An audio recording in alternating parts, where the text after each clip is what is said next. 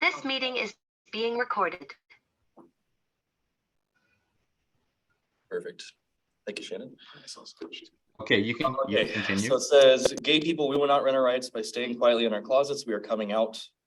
We are coming out to fight the lies, the myths, the distortions. We are coming out to tell the truth about the gays. I'm tired of the conspiracy of silence. I'm tired of listening to the Anita Bryant's twist the language and the meaning of the Bible to fit their own distorted outlook. But I'm even more tired of the silence from the religious leaders of this nation who know that she is playing fast and loose with the true meaning of the Bible. I'm tired of their silence more than of her biblical gymnastics. I'm tired of John Briggs talking about false role models. He's lying in his teeth and he knows it. But I'm even more tired of the silence from educators and psychologists who know that Briggs is lying and yet say nothing. I'm tired of their silence more than Briggs lies. I'm tired of the silence, so I'm going to talk to you about it. And I want you to talk about it. Gay brothers and sisters, what are you going to do about it? You must come out. Come out to your parents. I know that it is hard and that it will hurt them, but think how they will hurt you in the voting booth. Come out to your relatives. I know that it is hard and will upset them, but think of how they will upset you in the voting booth. Come out to your friends, if they indeed are your friends. Come out to your neighbors, to your coworkers, to the people who work where you eat and shop. Come out only to the people you know and who know you. Not to anyone else, but once and for all, break down the myths, destroy the lies and the distortions. On the Statue of Liberty, it says, give me your tired, your poor huddled masses yearning to be free. And the Declaration of Independence is written, all men are created equal and they are endowed with certain inalienable rights. And in our national anthem, it says, oh, say does that Star Spangled Banner yet wave o'er the land of the free. For Biggs and Mrs. Green and Mr. Starr and all the bigots out there, that is what America is. No matter how hard you try, you cannot erase those words from the Declaration of Independence. No matter how hard you try, you cannot shoot those words from off the base of the Statue of Liberty. And no matter how hard you try, you cannot sing the Star Spangled Banner without those words. That's what America is, love it or leave it. Those words were spoken by San Francisco Supervisor Harvey Milk on June 25th, 1978, which was then known as Gay Freedom Day in San Francisco. Now we know it as Pride. Milk, like myself, is also a veteran who was openly gay. He served in the Navy during the Korean War as a diving officer. He became the first openly gay elected official in California. And there was actually a ship named for him last November in the U.S. Navy that is currently commissioned. So that's great. That item. Thank you. Very good. So with that, then we'll move into our business items for tonight. Looks like we have 4 business items. And so the first item we have is a presentation from Public Works and Scott Edgar, Public Works Director. It's all yours. All right, well, thank you for having us tonight. Bear with me while I see.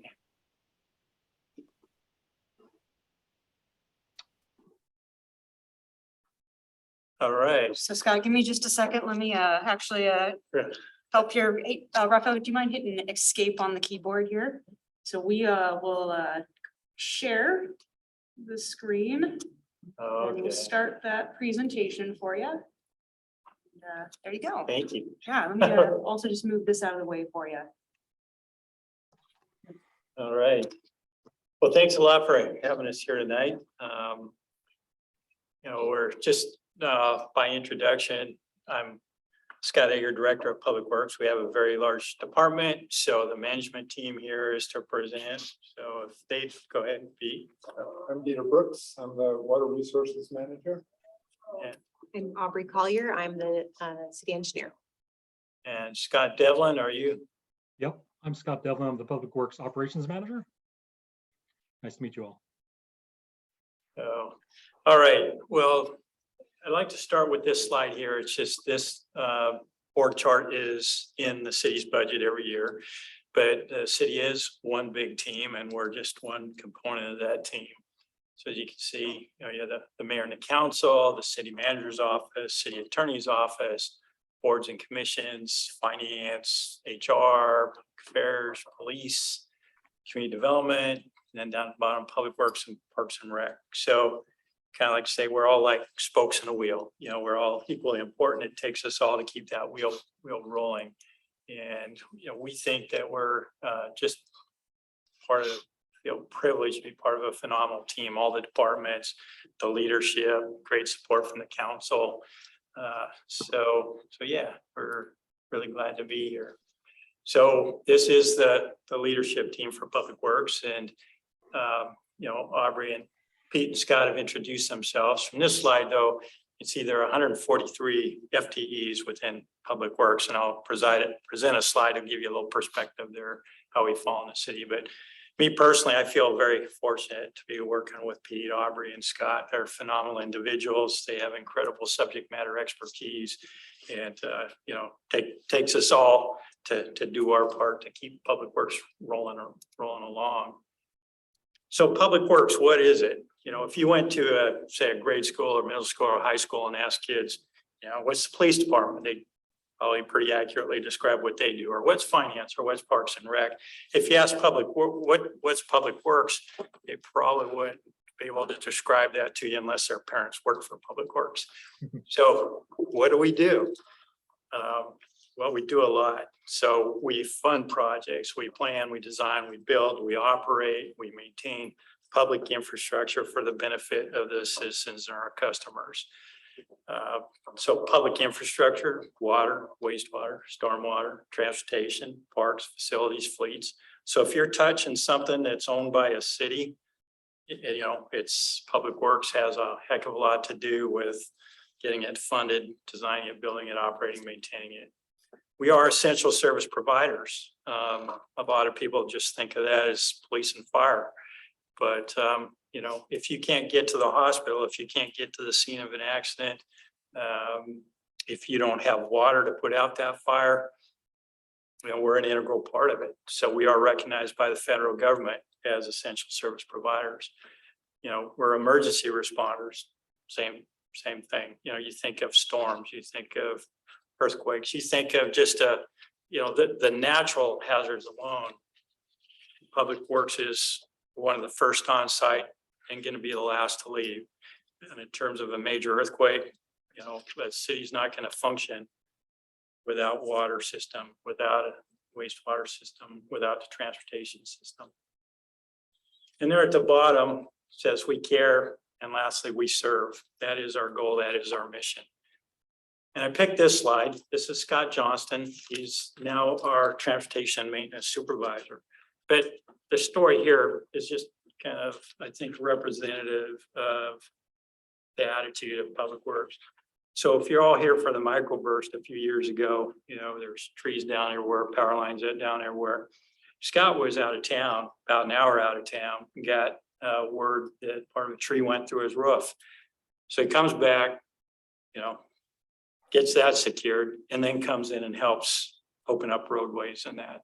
So, and he's pretty good example of what we do. And we're not afraid to get dirty. It's do what it takes. And by the way, that's not wastewater, thankfully. So in terms of perspective, we are by far the largest department in the city. We have 143 FTEs. You can see the police department is next with 79, and finance, IS, and the other departments. But so Scott Devlin, who's shown on the screen there, the operations manager, there are more employees reporting to Scott than there are in the entire police department. So it takes a lot of people to, plan, fund, build, operate, maintain. In terms of budgets, also, we're at 47 million, next police department 13, finance 4.5, and so forth. And I don't show the number of employees or the budget to say we're any more important than any other department, because absolutely we're not. We are, like I said before, we're all like spokes on a wheel. We all have to do our part, but it just takes a lot of people and a lot of money to say plan, build, operate, maintain all of this infrastructure. So a big question that comes up from people is, how do we influence the direction the city's going, how it looks, the type of projects that are built. And that's all through the comprehensive planning process. So these are comp plan elements. You can see if you stack those up, they're about this tall. But, transportation comp plan element, a stormwater comp plan element, a wastewater, a water. And during each of those processes, that's where we want the public to get involved. That's where it shapes these systems. There's a lot of the planning that goes on. We do these plans to help serve the public for the anticipated growth. So when it comes to things like water systems, wastewater systems, there's not a lot of input there. It's, there are certain elements that need to be designed, build, operate, and maintain in order to serve into the future. But we do seek public input. And the thing out of everything we do that is most visible is the transportation system. All these systems are equally important, but we kind of joke amongst ourselves that, that people aren't so interested in water and wastewater. Water, you turn on the tap, the water's there, it's clean, it's good, all's good.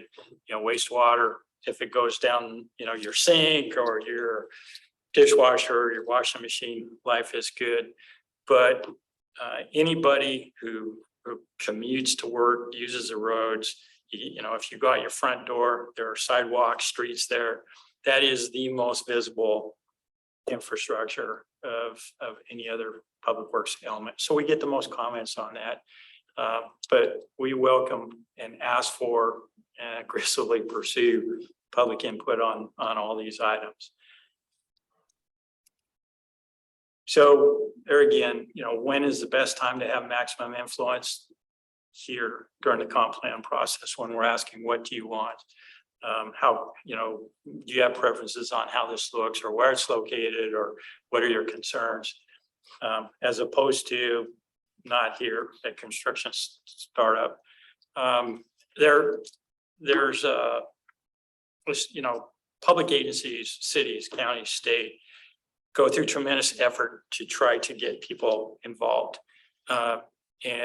But people are very busy, they have lives, and so to come to a public meeting after a long day of work, and if you have, other important activities, sometimes it's hard to draw people out to give public comment. But we're continually looking on more and more ways, better ways to convince people the importance of participating, and that we truly want their input. So with that said, I'm gonna pass the baton first to Aubrey, and then Peter, and then Scott Devlin will bring us home. But if you have any questions, I guess there's going to be a lot of material. So if you wait to the end, and then we'd be more than happy to answer any questions we have. And commissioners, I'll also send out a copy of the slide deck that is going to be going to all the materials that we go over today for slide decks to you after the meeting. So again, I'm Aubrey Collier. I'm the city engineer. So I run the engineering division of Public Works. So we have 28 full-time employees, and we're broken down into 4 subdivisions, which is transportation, design and construction, survey, and development review. So here's just a quick snapshot of the people in my department. You can see we have a couple positions to fill right now. Okay, so first I wanted to talk about survey. So our survey department, they provide survey mapping services for City of Lacey, which includes services for design and construction. So they'll do the survey before design and help our engineers out, and then also during construction, like construction staking, to make sure the contractor builds things the way we planned.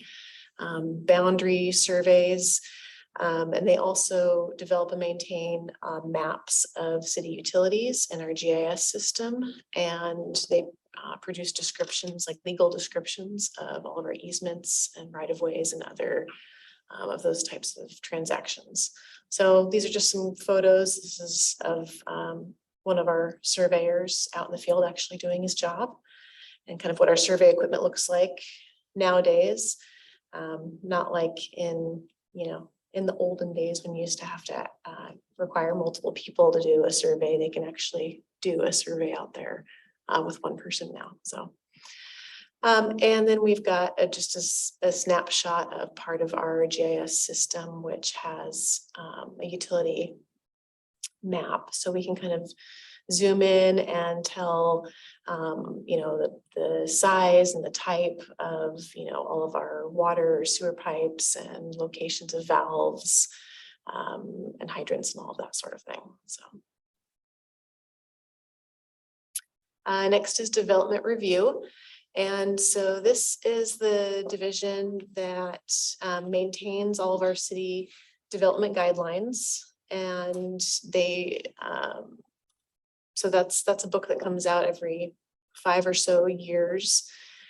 And they ensure that all of the projects that are like residential and commercial projects that are happening that are privately funded are meeting our city standards for water, for sewer, for roads. And so they will come through and do the plan review when those projects come in, and then they will also manage the inspection of those projects while they're being constructed. Before the permit and then at the.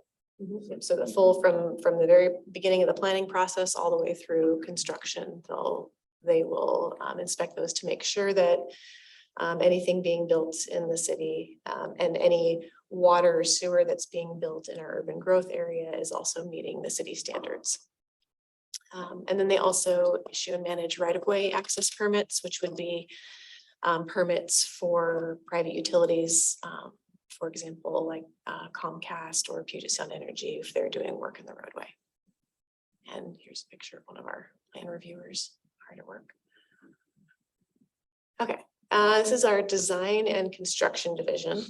So they do a lot of our in-house AutoCAD design work, construction management for all of our capital projects, which are city funded, pavement management, and other miscellaneous services. So they do a lot of drafting work on like sewer line and water line replacement jobs, overlay type paving jobs, and then they do all of our planning, design, project management for any of the other miscellaneous type jobs like facilities, for example, like the police department or any other divisions that have facilities type work or parks projects.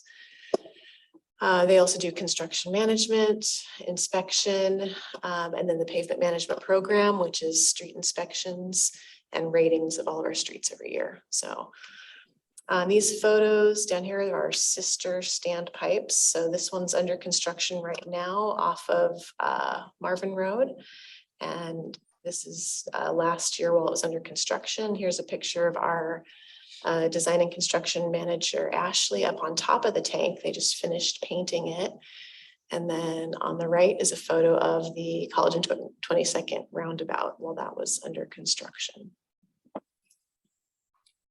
Can I ask at this point about contracts? Do you for capital projects? Yep. So I do have a slide on that, which I'll get to in just a second here. So, and then the last section is our transportation, which they provide any of our traffic and transportation related services. So they do all the planning, design of capital projects, which include more like roadway geometry, signals, signing, channelization, street lighting.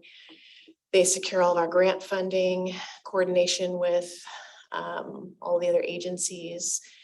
They manage our signal network, manage traffic complaints, traffic collisions, calming and speed studies. And then they also work on traffic mitigation for development projects.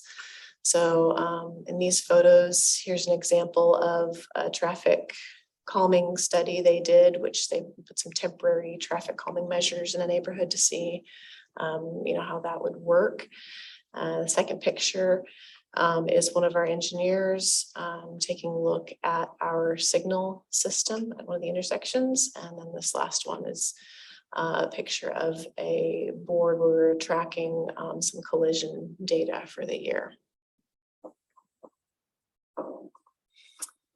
For project selection, we have multiple ways to pick projects. If we're talking about pavement, rehab, and overlay, on those, there's an ideal time to pick a project when we're we're getting the maximum benefit for the least amount of money to try to rehab a road or do a treatment to a road at a point where it's still in fair or satisfactory condition before the road completely, falls apart and needs to be, totally reconstructed. So that's part of how we make those decisions. And that's part of that street ratings that we do every year called the State of the Streets Report. And so every year we do a presentation to the Transportation Committee, and then we publish the State of the Streets Report on our website. So you can go look up the rating for your street and kind of see how your street is rating compared to other streets in the area.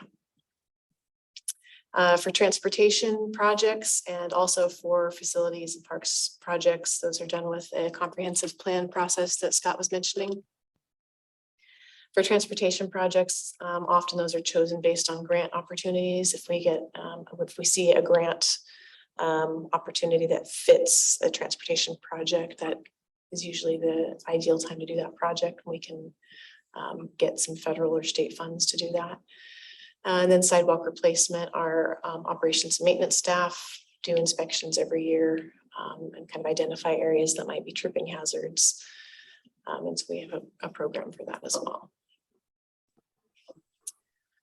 Here I just wanted to point out an example of kind of what we do for our sidewalks and safety enhancements. This is an example on College and 22nd, where a lot of times when we're doing sidewalk replacement, it's part of an overall street project. So this is College and 22nd, where you can see the project sidewalk beforehand was very narrow, very close to the roadway. And so in this project, we were able to secure some right of way and widen this strip to get a safer walking area and a buffer between the roadway and the sidewalk. And then we also were able to add, as you can see this right here, this flashing beacon to provide safer crossing for people as well. So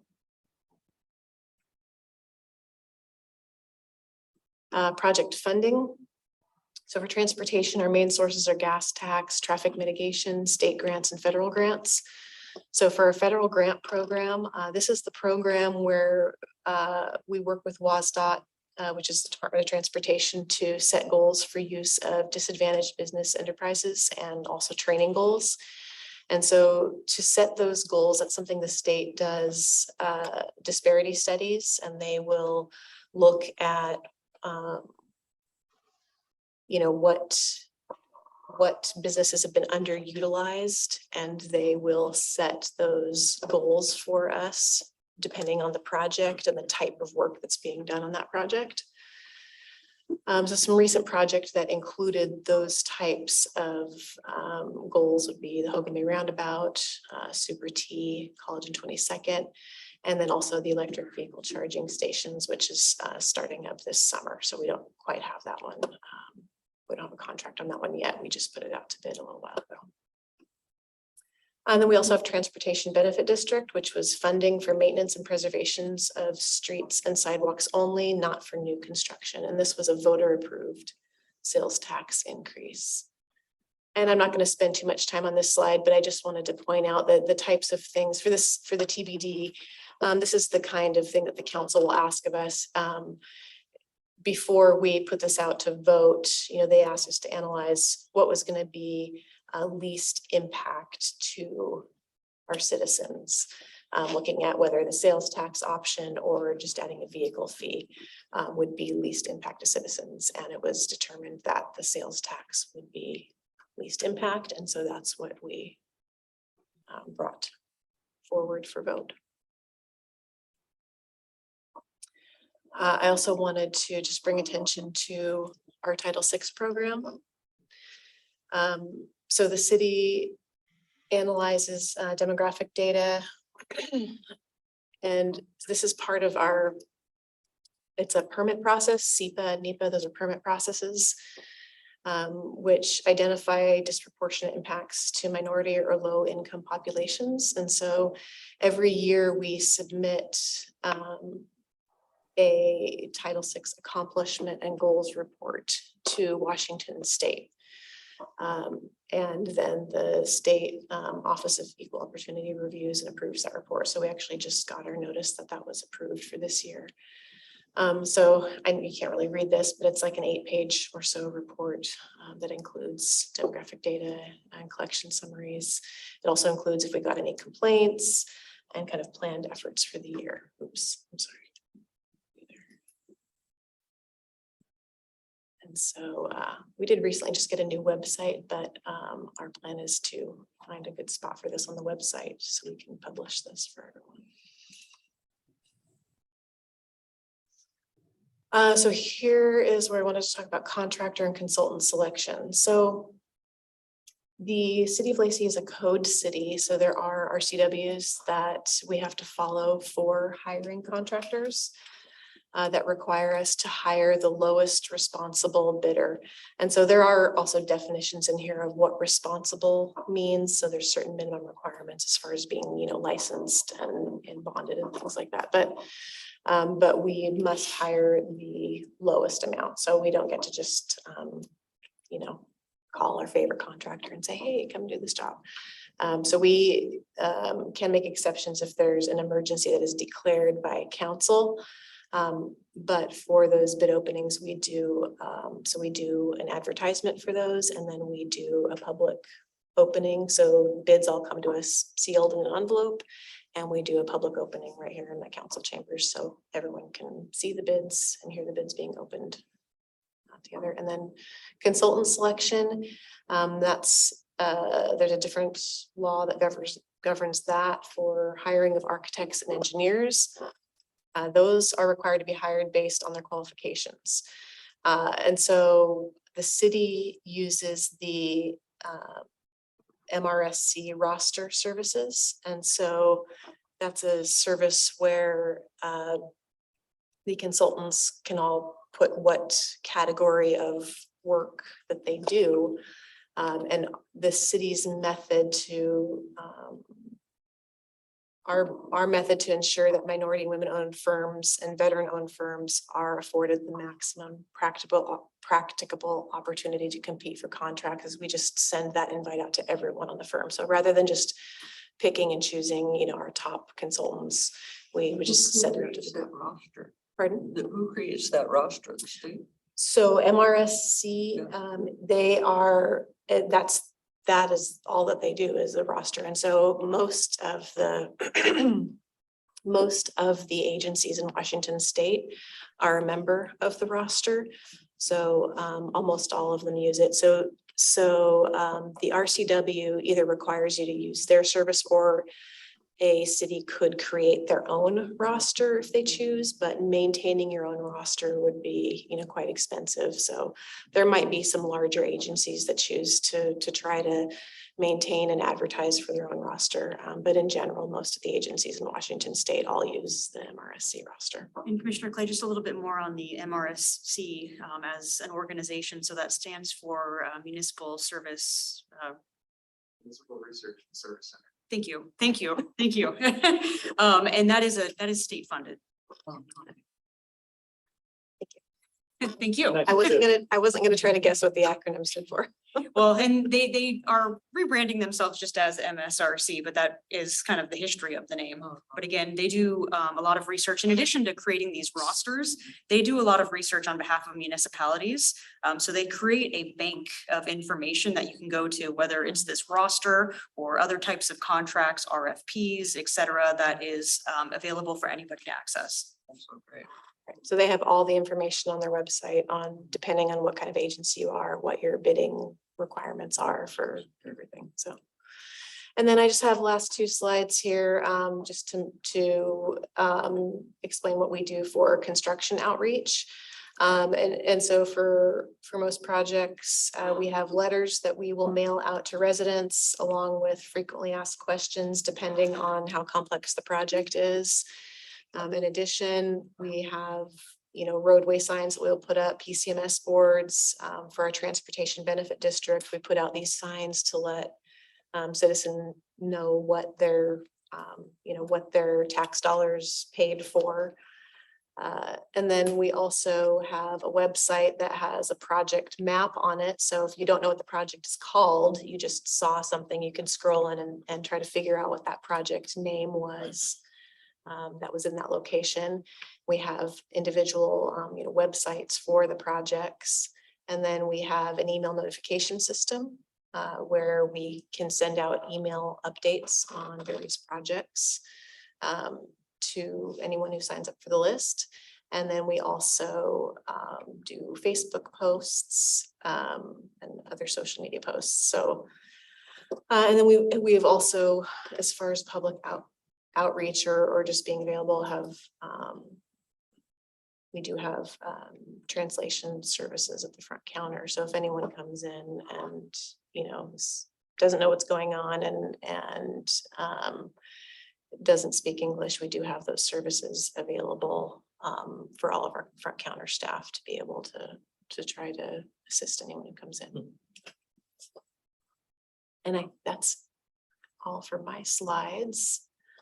And so next is, Well, looks like we're gonna jump to Scott Dillon first. Sorry, Pete. All right. So again, I'm Scott Devlin, Public Works Operations Manager. On the first slide there, Scott Edgar shared, service is a big thing for us. And we have some common values at the shop, and this is one of them. It's service.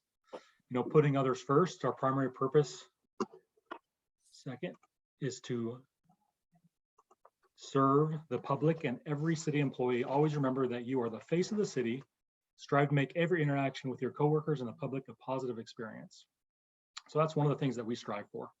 Scott, I'm sorry to interrupt you. Can I just pause you for a second to turn up the volume a little bit? It's a little quiet in here, so if you can just give me a minute, I will turn up the volume a little bit louder. Try to I switch. apologize for the interruption.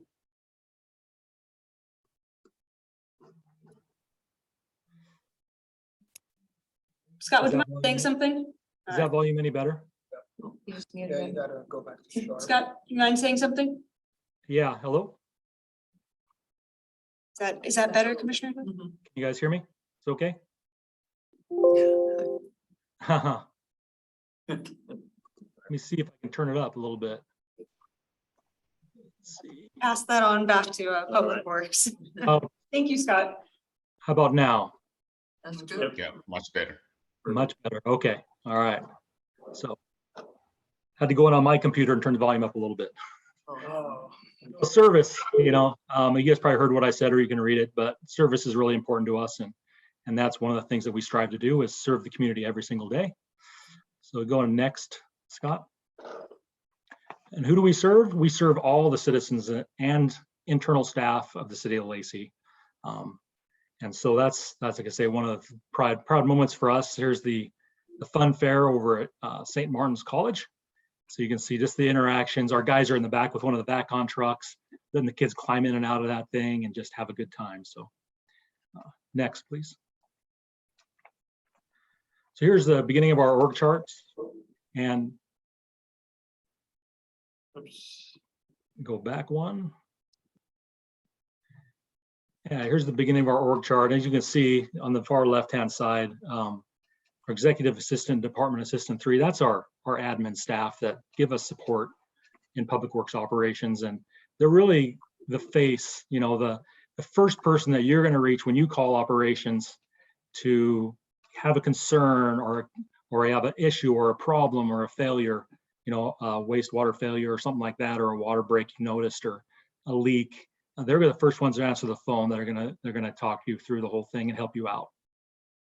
And next one's over is facilities, led by our team of 3, and they maintain 95 different buildings, facility structures throughout the city of Lacey, including water, wastewater sites, city hall, library, police station, operations center. So, senior center, community center, all of that. And these guys are just a great team, good hard workers. Go over another one here, equipment rental supervisor with our mechanics. They take care of our fleet and all of our equipment that we use to maintain the city and our infrastructure here, underground and above ground. So they take care of well over 200 pieces of equipment and trucks and vehicles and tractors to backhoes and excavators and all of that. Very highly tasked crew there. And then on the far top right, we have a vacant position, our safety coordinator. They're the ones that really put our safety program and keep our guys safe as they're working and help us to be out there on the streets and in those deep trenches and get everybody home safely. So next. Chet? Okay. All right, so this is our Parks Division. Jamie Oakland's our Parks Supervisor there with an absolutely fantastic team. And on the far left-hand side is the right-of-way utilities section. And this crew also contains, at the very bottom, I'll talk to them in a second, is our rapid response team. But the right-of-way guys, they're really responsible for all of the right-of-way maintenance that you see along the streets that the city of Lacey owns, including all the trees and turf and shrubs.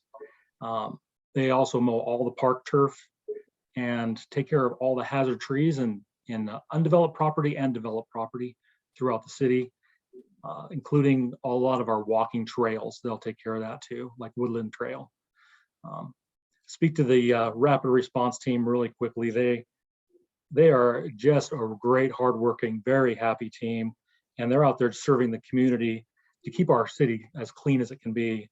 So these people are really our overall homeless response team for cleanup of occupied and unoccupied sites. Sometimes they will go in and clean up around encampments that are still occupied.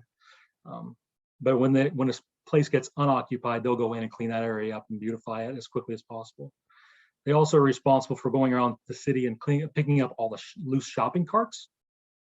They'll pick those up, sanitize them, and bring them back to the store. So very few shopping carts go into the landfill. They also will do garbage cleanup in the right-of-ways and do graffiti removal. So the next one over is Parks Rounds Projects.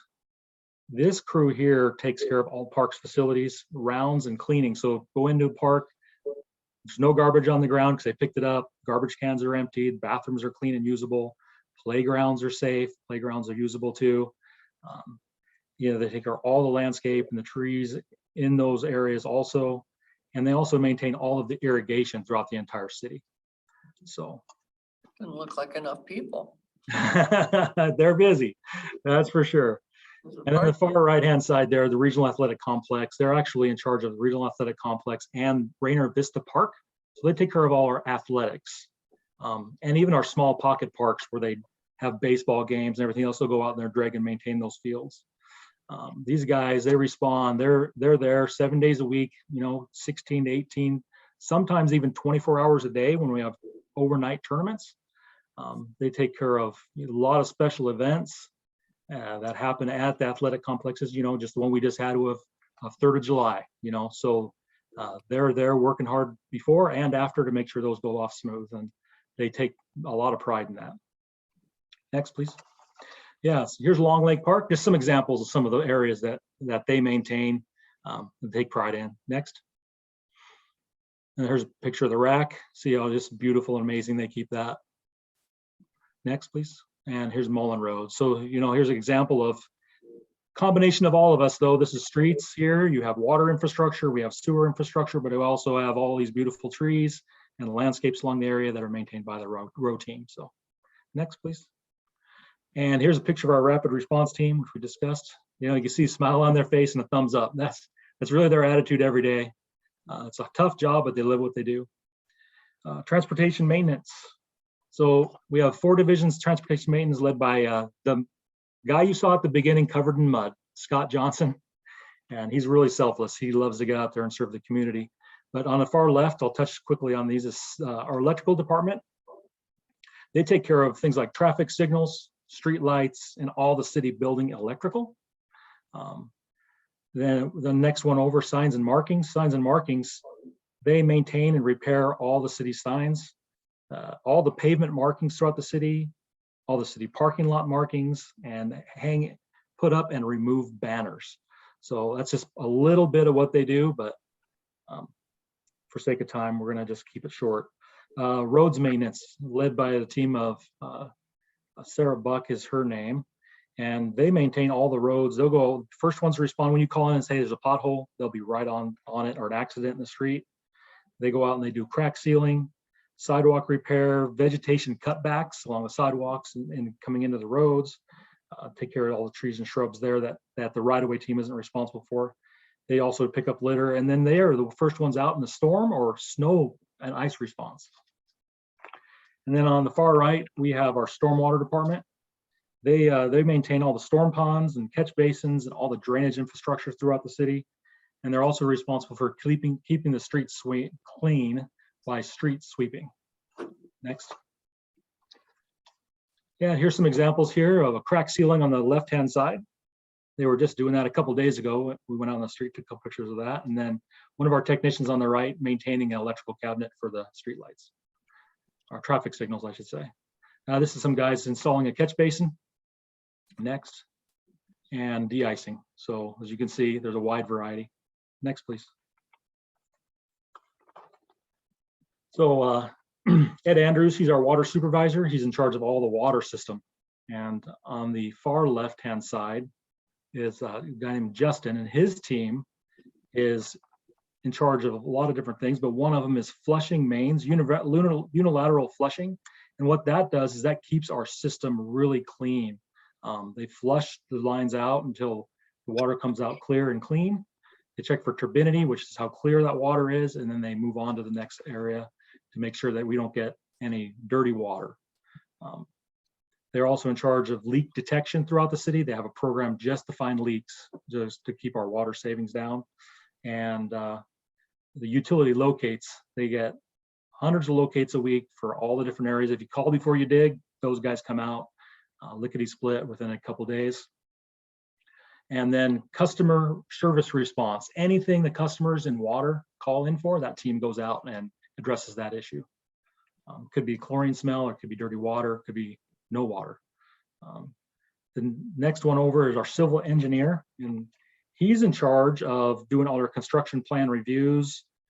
He works on well rehabs, utility planning, and a lot of special projects, just to be a little bit of what he does.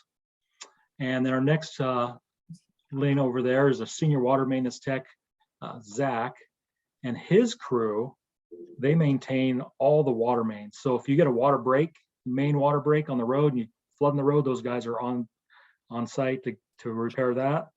And they do service line connections, meter installs, valve maintenance program, which they go out and they exercise the valves, make sure they all work, and every single year. And a lot of special projects that we have them take care of.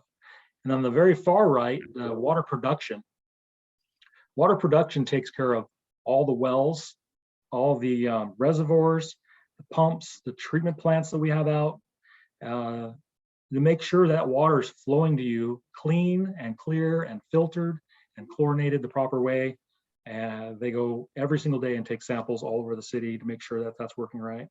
They're also in charge of taking care of the electrical system throughout the water system, and also backflows to keep that any pollutants out from our system. Next, please. Here's a couple pictures inside our water treatment plant. On the left-hand side, those are some gigantic filters with green sand in them. And then on the right-hand side is somebody doing a water quality test. Next. Here's a picture of a water break. And here's where Zach's crew comes in. They're the champions to come through here and dig all this up, fix it, and get everything back to normal. You may not even know when they were done. Next. And here's some customer service and repair work that we're out doing on a daily basis. You know, on the left-hand side here, dirty water could have been possibly with this picture, and he's going out, he's checking it out, making sure everything's good, flushing the lines to give that customer the best quality water that we can. Next, please. All right, and this is our wastewater maintenance division. So our wastewater maintenance just says exactly that. They take care of everything that we flush down the toilet, flush down the sink, wash our clothes, all that water just disappears, right? When you take a shower, these guys are in charge of making sure this gets all moved down to lock down in Olympia. And on the Roger Dickinson's the wastewater supervisor. He does a tremendous job. He's over 30 years experience. And on the left-hand side,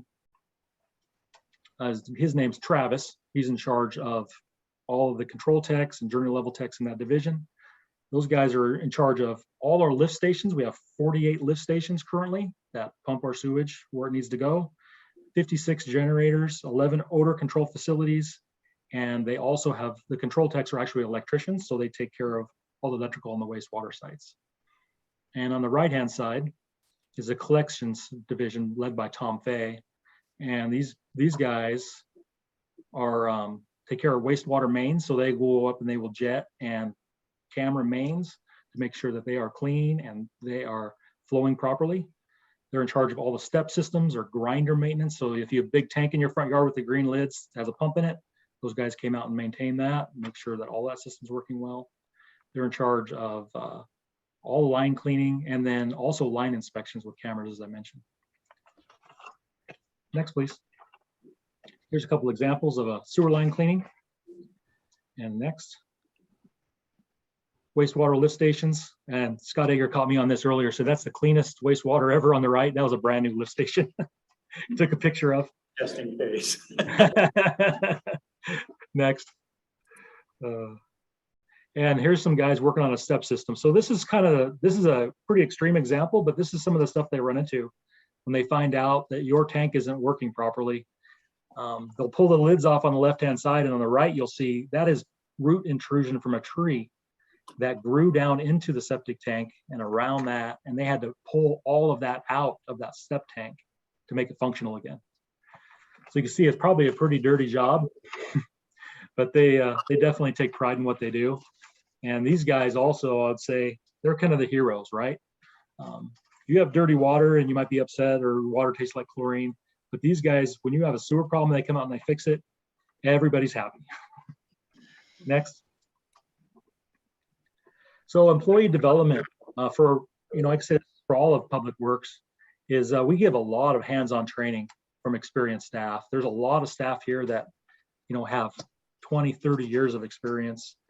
We do hands-on equipment certifications, send people to classes also. We keep our all our employees up with technology as best as we possibly can.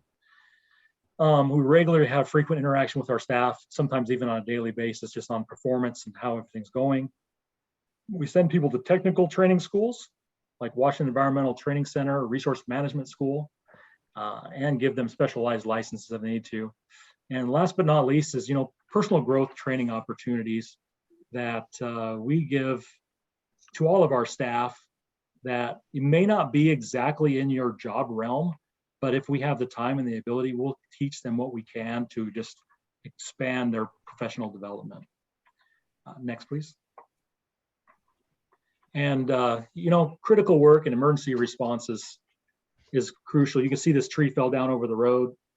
And so our crews head out, could 24/7 emergency response to any situation that you could think of, from inclement weather to water breaks, water quality issues, wastewater emergencies, road sign traffic signal failures. We'll go out and put generators on there and get them back up and going, even if the whole city's black, the traffic signal will work. Different customer complaints, equipment and facility failures. So that could be anything from a water treatment plant to a wastewater lift station site to a power failure at the police department. And then, last but not least is the homeless camp cleanup, debris cleanup. We work hand in hand with Lacey PD to really serve our community in that aspect and take care of our people all the way down to the homeless that are here. So, and I think that's it for me. Right. Well, I know that you've all been waiting for Peter to bring us home. So Can I ask one question? David, I see there's a lot of journey level people. Are there apprentices that in the system that won't work their way up to journey? So Yes, there's a couple things up there. We have maintenance assistants and we've had park aides. So as they step up to the levels, we've been able to do that in some divisions. We actually have a couple 2-year LTEs that are on right now that have also been able to work up from seasonal staff to full-time staff. And then a lot of times too, if someone can come in with a really good base understanding knowledge, even if it's not exactly what we need in that position, we will start them out as a journey level. And there's 8 different pay ranges in there. So that's how that also works to build somebody up and train and teach them. That answer your question? Yeah. Thank you. Okay, so water resources. So what water resources does, it deals with planning, design, education outreach, permit compliance, a variety of other things. You can see many of them listed there. That's not comprehensive for the utilities. So that would be the water, wastewater, stormwater, reclaimed water utilities. That is in essence our function. And I'll touch on some of those in the time we have remaining. Here's our org chart. And so the first group here is the engineers. So these engineers then are project managers, and they are working on designing of new facilities, wastewater facilities, water facilities, and generally speaking, we contract out with consultants to do the actual design. So these folks are managing the project, managing the budget, and then we do internal reviews as each stage in the process as the design is being fleshed out further, it comes back and people review it to make sure that it's meeting our design standards, meeting the intents of what we need. The people reviewing it would include folks in operations to make sure that what we're building is something that they can operate. It's not going to be a burden for them. Next, we have a water quality analyst. This individual works on both water rights, which is a really important issue, and also with water quality. So that'd be drinking water quality and the surface water quality. And then here we have a catch of people. This individual is the technician who deals with cross-connection control program. And then we have two water resource specialists. One deals with stormwater education and outreach. The other, which is a vacant position right now, deals with the water and wastewater utility doing education and outreach. The assistants are like, they're not FTEs, they're like intern type positions. And then over in stormwater, we have a water resources engineer. This position is vacant just below there, but it'll be another civil engineer that will do a variety of things from review of private development with regards to stormwater. They'll do some planning for future work in stormwater. And then there's an engineer technician. That person basically does the liaison with HOAs. So many of the HOAs, most of them, are responsible for their own stormwater management. So they have ponds, they need to maintain them, they need to be educated on that, they need to be sometimes helped, sometimes prodded to maintain those, and that's what this individual does. So one of the things I mentioned is that we do comp plans. So here is just a little bit of a table of contents from a water comp plan. The wastewater and stormwater are similar, but because of different utilities, there are differences. But the general idea of the comp plan is you figure out what the current system is like, what kind of growth you anticipate, what does that mean in terms of new facilities that you need, and then you plan out when the facilities should happen. With the water one, there's also a wellhead protection chapter, and once you get this all rolled together, you get to a place where you can start to look at what's this likely going to cost. And then you do a rate analysis projection of what rate increases you might need. So there's a number of projects we've completed lately and some that are on the hopper. So the sister standpipe in Aubrey's presentation, she showed you a picture of that with the design construction manager standing on top of it. This one is the Cargill Reservoir. It is just starting to be constructed. So this is a artist rendering of what it will look like when it's done. This is located just north of Corporate Center. So you go to Lowe's, start heading up the hill past Jacob Smith House, you get to the top of the hill, that's where this is going to be. We are doing a multi-year process of pH optimization. Some of our wells, the water is a little bit acidic or corrosive. It's not a problem in my mind, but because of things like Flint, Michigan, our Department of Health, State Department of Health is very concerned, and they are being very careful. And so people who are on the cusp, like the city of Lacey, they're pushing into doing pH optimization. So we have a project to do that to make sure that we don't end up anywhere near like what happened in Flint. Water rights utilization. We have lots of water rights. We probably have about 30 years worth of water rights. If we can actually get them all used, including what we have now, as wells age, they don't produce as much water. At some point, you have to produce all the water that was supposed to be produced by the well to actually like claim it. The state like gives you the right to develop the water. And then at some point you have to certificate, you have to say, yep, we're using it. Number of wells we have never gotten there. And so we're working on what do we have to do in order to get to that point.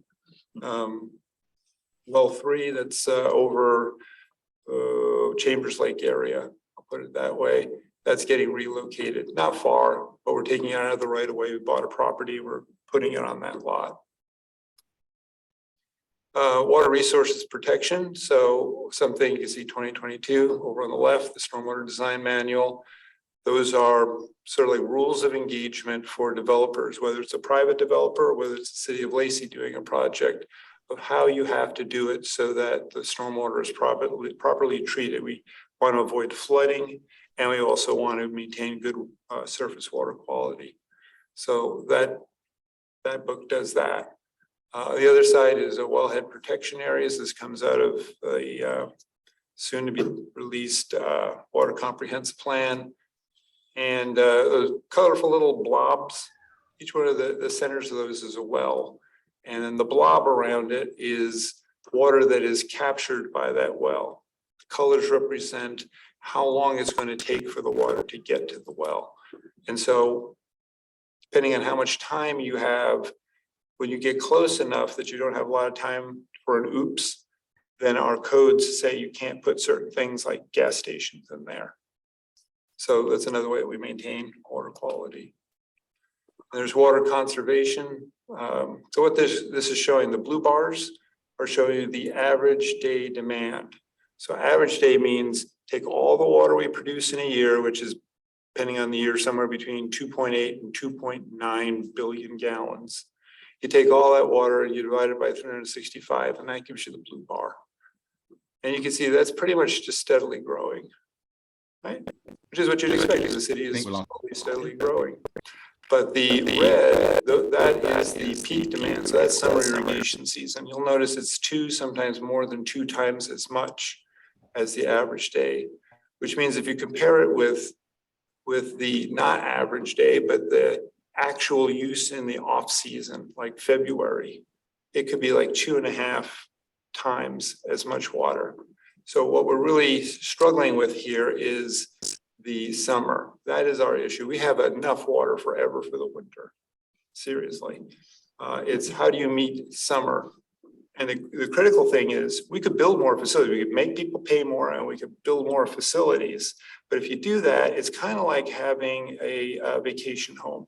Like how many people can afford a vacation home? Not many. But if you have reservoirs and wells that you only use for 2-3 weeks in the summer, like this week it's going to get hot, people are going to use a lot of water, maybe it'll cool down again, then you won't need that. Would you build all that infrastructure, have to maintain all the infrastructure just for that little bit of time? So if you can get people to use water more intelligently, and as we do with our odd even watering, we allocate demand so that we don't have to build as much facilities. It's not as expensive for folks.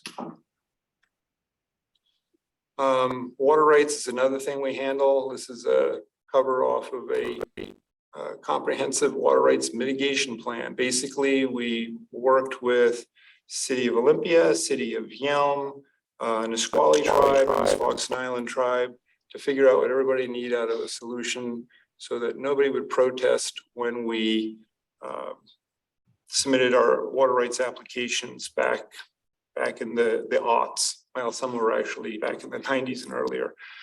Ecology actually got it all together and issued us all water rights in 2012. Unfortunately, Yelm, they did get protested because we didn't think about one constituent group. Well, they didn't think about one constituent group. I don't know if they could have satisfied them. At any rate, but finally Yelm has just gotten their water rights.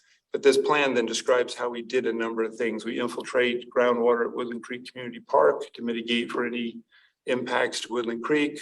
We bought a farm over on the Deschutes River and took it from a sheep farm, put it back to a natural wetland environment. There's a variety of things that's described in there, but this is what we do in order to get water rights so the city can continue to grow. And then we do drinking water quality. So Department of Health requires that the water be safe to drink. And one thing we think about is bacterial contamination. So the picture over there is just a catalog cut, but it shows you what a sample stand looks like. These are discreetly tucked away all over the city so we can get a good geographic distribution sampling of the water that's being sent to homes. So we collect 80 samples per month or less than 1,000 per year, and we test it for total coliform bacteria. And then we also collect samples typically from wells. Sometimes for lead and copper, we actually have to test at the tap in a person's home. But most of the time we test at the wells for chemical contaminants to make sure that everything is fine. And then once you produce all this really clean water, you want to send it out to the customers and you don't want it back. You want them to use it. So you have to stop backflow from systems. So over on the left is double check valve assembly. So that's usually for irrigation. So that's a lower risk. Not that you want water that just came off of someone's lawn that has dog poop and fertilizer going into the system, but that is a lower risk than, say, somebody who has a medical clinic or somebody who has some kind of a factory with toxic chemicals. Things like that are a higher risk. So then over on the right, we have a reduced pressure backflow assembly. And these are testable devices. You can see there's little stopcocks and knobs and whatnot on it where a tester can come and attach their pressure testing equipment to make sure it's working. Every year, people who possess these devices have to have them tested so that we know that they're still working and protecting our water system. And then just a little relevant information that I kind of tuck in here at the end. We participate in interjurisdictional project. This is through a collaborative thing we're doing with the stormwater utility. So it's from our NPDES phase 2 permit, which is about stormwater. And one of the requirements in the permit is that you identify underserved communities and evaluate whether your education and outreach messages are reaching them. So that's a project we're working on right now. Lacey provides a utility rate discount for low-income senior and low-income disabled persons, and that's that LMC. And then we do hold open houses to engage citizens to comment on the comprehensive plans. Remember, Scott Edgar was saying, when you're doing the comp plan, that's when you can make a difference. You're not going to make a difference when the backhoe shows up, right? So we do that, but you just need to know that the attendance at these meetings is typically rather light. And that's my presentation. All right. Well, thanks for giving us the opportunity to share what Public Works does. All right, is there time for questions or? This is Cliff here, and I have a couple of questions. Kelly, on the time check, how much time do we have before we have to move on? We able to have a couple of questions? So Vice Chair Brown, my recommendation would be, maybe 5 minutes for questions. And then if you have any additional questions, you can send them to me and we'll get them routed to Public Works and they can provide responses. But just so that we can get through all of the agenda items tonight, I would say 5-7 minutes for questions. Okay, great. So, thanks for the presentation. And I've had several interactions with your department of the last few years, and they've done an excellent job. And the customer service was great, and they were very professional. So my question has to do with, of course, equity and inclusion. You showed photographs of your employees, your staff in every area. And visually, it doesn't appear that the staff is very diverse. So are you able to provide the commission with a breakdown of the diversity in the department? That's the first question, and you can provide that the answer to that later if you don't have it right now. Secondly, what active measures do you take to share the opportunities? And you had several openings in a number of the areas, with the minority community and with women in an effort to increase the diversity in the department. And then my final question is, what can we do to help? So, yeah, those are all excellent questions. As far as our stats, we made that request to the Human Resource Department. We weren't able to get a breakdown in terms of a diversity profile. I would say in terms of gender, we're 10% women within public works. You're correct. If you look at those photo org charts, there's not a lot of diversity. We very much support and encourage diversity. I think the hiring practices, you're probably aware, we recruit everywhere that we can and that we know how to. The labor shortage is real, and it's hard to get qualified candidates right now. I can tell you that when we receive applications, there is a lot of information redacted. We don't get names, we don't get locations, universities are blacked out. So when we are selecting from a pool of candidates, resumes, who we're going to interview, we have no idea who they are. We just have experience. That's it. We've discussed measures in terms of, going out to schools and You're going in and out. It may be in my. Excuse me. I think his internet was cutting out. Okay. We've discussed going out to schools, grade schools, high schools, promoting public works to students.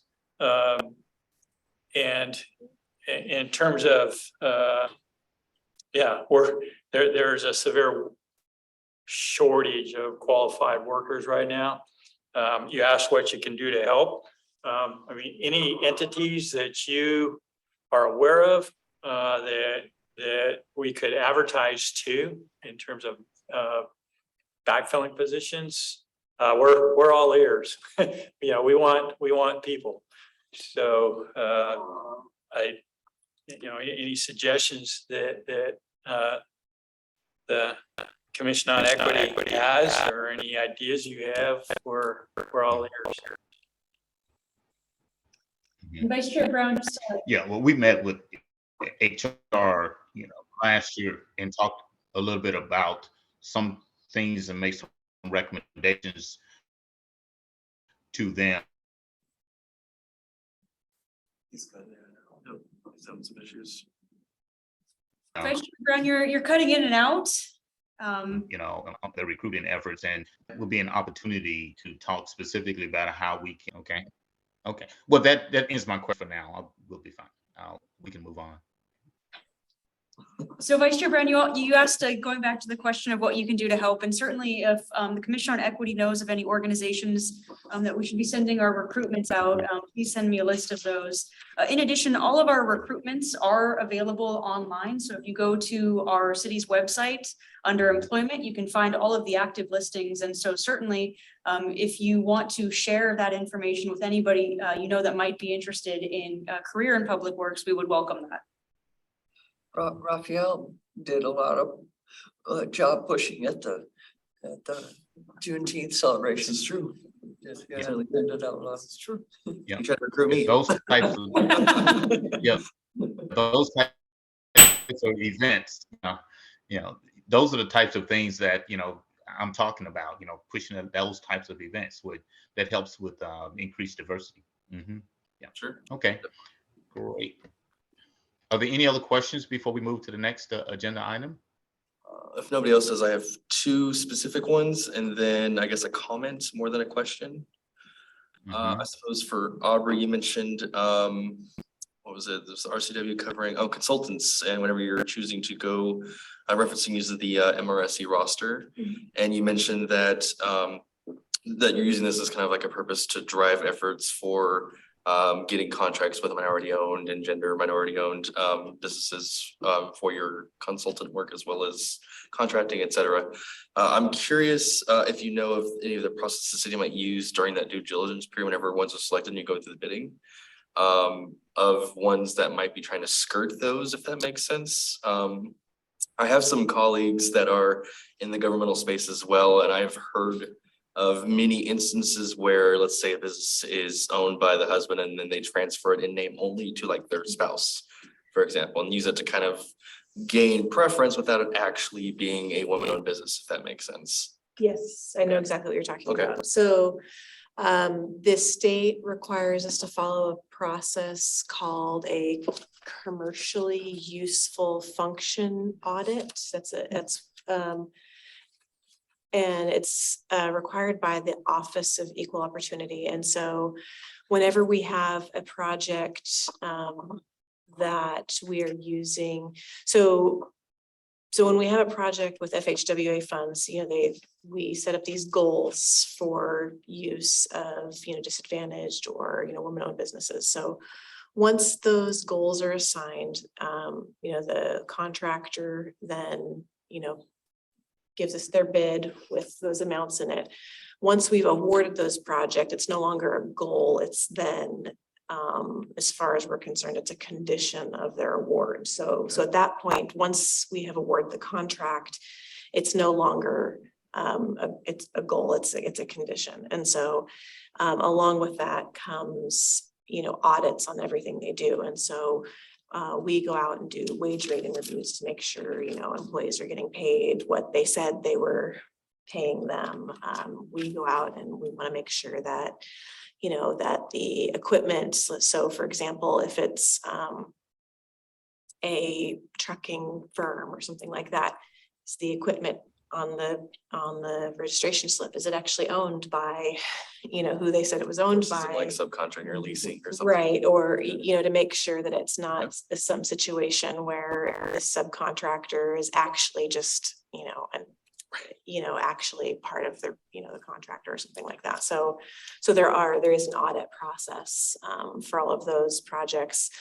For the projects that are not part of that whole state audit process, on those, the state doesn't track those the same way. And so those projects, there's not the same format for us to be able to track or monitor those. So it kind of just depends on the funding source and what we're able to provide to the Office of Equal Opportunity. So. Got it. Perfect. Well, that's great to hear that I've got just a bit more of a comprehensive process. And then I believe for water resources, you mentioned that was it you were involved with an interjurisdictional project to identify underserved communities? I was wondering if you could elaborate on that project. So what we're doing, I'm not totally clear on the database that's being used, but there's data that is collected, from the census that can be used. And so we're trying to find out in the communities, it's Lacey, Olympia, Tumwater, Thurston County. That's the urban growth area of the jurisdictions. We're trying to figure out demographically, who are these folks? Is it a language barrier? We're talking like Vietnamese and they don't speak English well, or what? Who are these folks? And are they actually getting our messages at all? And if they're not, well, that's not good. So we need to step up our game on that. But there's also the question of, are their behaviors helpful for stormwater quality protection? For example, if you have a community and you're not reaching them, not good. But you find out that they know that they don't throw garbage in the street, or they pick up their pet's poop or whatever. Would you spend a lot of money trying to reach them as opposed to some other group that doesn't do the best behaviors? They're not in the best practices. So that's what this whole thing is doing. But at this point, we're at let's figure out who the people are and assess whether we're reaching with our messages. Okay.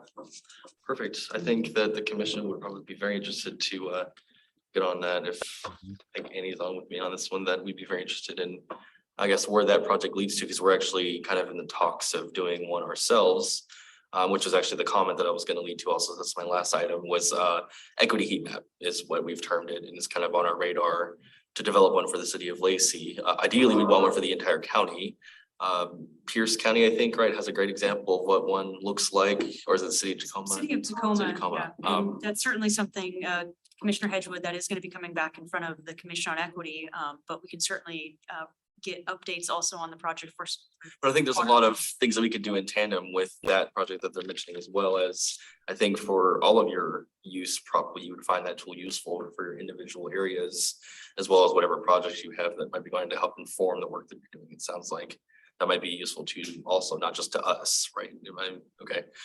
So just, I guess, to put it on your radar also, that's something that we're working on that can help you help the citizens of Lacey and also our growth area. So thank you for all your work to do. Thanks for coming. It's very informative. I appreciate it. All right. Thank All right, you. well, thank you, Public Works, for joining us here at the Commission on Equity meeting today. Really appreciate it. Yes. Well, thanks again for the Yes. invitation. I'd love to sit through the rest of your meeting, but I have a granddaughter waiting for me at home, so she wins out, sorry. Vice Chair Brown, Yeah. it's 6:50, and I know we have 3 more items on our agenda. If it suits the commission, would the commission like to take just a brief 3-5-minute break before moving on to the next item? Sounds good. Stretch your legs. Okay, great. Sounds good. It's, So we'll return I at have, 6:53. mhm. Okay, sounds good.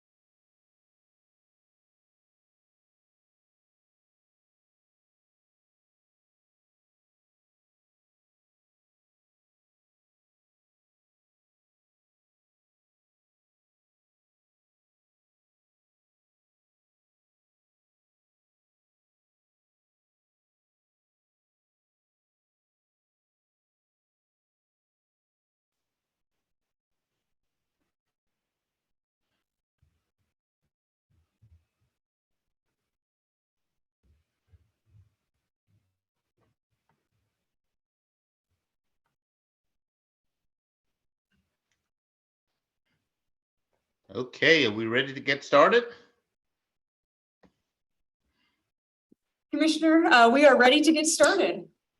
All right, thanks everybody for being here, and we are planning to go over a few items that you see on the agenda, but I would love to start with kind of like follow up from previous meetings. So we're gonna just go in a kind of different order. We're gonna end with jam boards. We're not gonna jump right in there at this moment, but we'll come back to it. So first, I wanted to pause for a moment here on the draft vision statement that we come up with. So what we heard was, hey, you know, we're wanting to see more action involved in this vision statement. So action being something that some commissioners felt was missing. And so highlighted in red here is actions are aligned with values as part of that. And so I'll read this all together and then we can take a moment just to provide some feedback on what we have. So the City of Lacey is an inclusive community that embraces the gifts, talents, experiences, and contributions of all community members and works collaboratively, internally and externally to advance equity in Lacey. Lacey is a community where change starts by listening, diversity is celebrated, actions are aligned with values, opportunities are equitable, partnerships are cultivated, barriers to full participation are eliminated, and accountability is central to achieving the above. So I'll pause for reactions. Yes. I think my feedback was the statement of is versus strives to be or continues to achieve or try to achieve or something to that effect, because, well, this is not necessarily a destination, it's more of a journey in my opinion. I mean, I understand why we want to state that we are, but I feel like that's also ignoring the fact that there's a lot of injustice still. So Commissioner Hedgewood, I would say that this is the vision, right? So you're not saying what the current state is. This is saying this is where we want to be. And I know we're going to have a further conversation on intended and actual, which I think is, you know, what you're getting to as we look to, you know, our other elements in the strategic plan coming up here. But I just wanted to highlight that this is the vision, where you want to go, not where you are currently. Well, and I think that's kind of where he's getting at, is this should be looked at more as a living document than as something that's solidified, because something else could always come up. So I think that's kind of where he's getting at, is making it a living document, meaning that, you know, we're always striving to do more. That's a fair point too. I think that's, yeah, thank you. Yeah. And I'll also just throw in there that, you know, when we started this discussion, we were talking about how mission, vision, and values can be used to make decisions. And so let's say there's something that's happening and you want to assess it, like, should we do X, Y, or Z? Well, is it aligned with the vision? Like, would we be able to achieve this vision by taking this action? And so using it also as a tool, so not something to shelve, but something to live into and lead with. And so it is that future state, but that can help guide those decisions. So we wouldn't do it if that's not the direction we're headed in. So this is direction where folks may want to be headed in. Of course, there's always time for edits, but I'd love to hear any other reactions.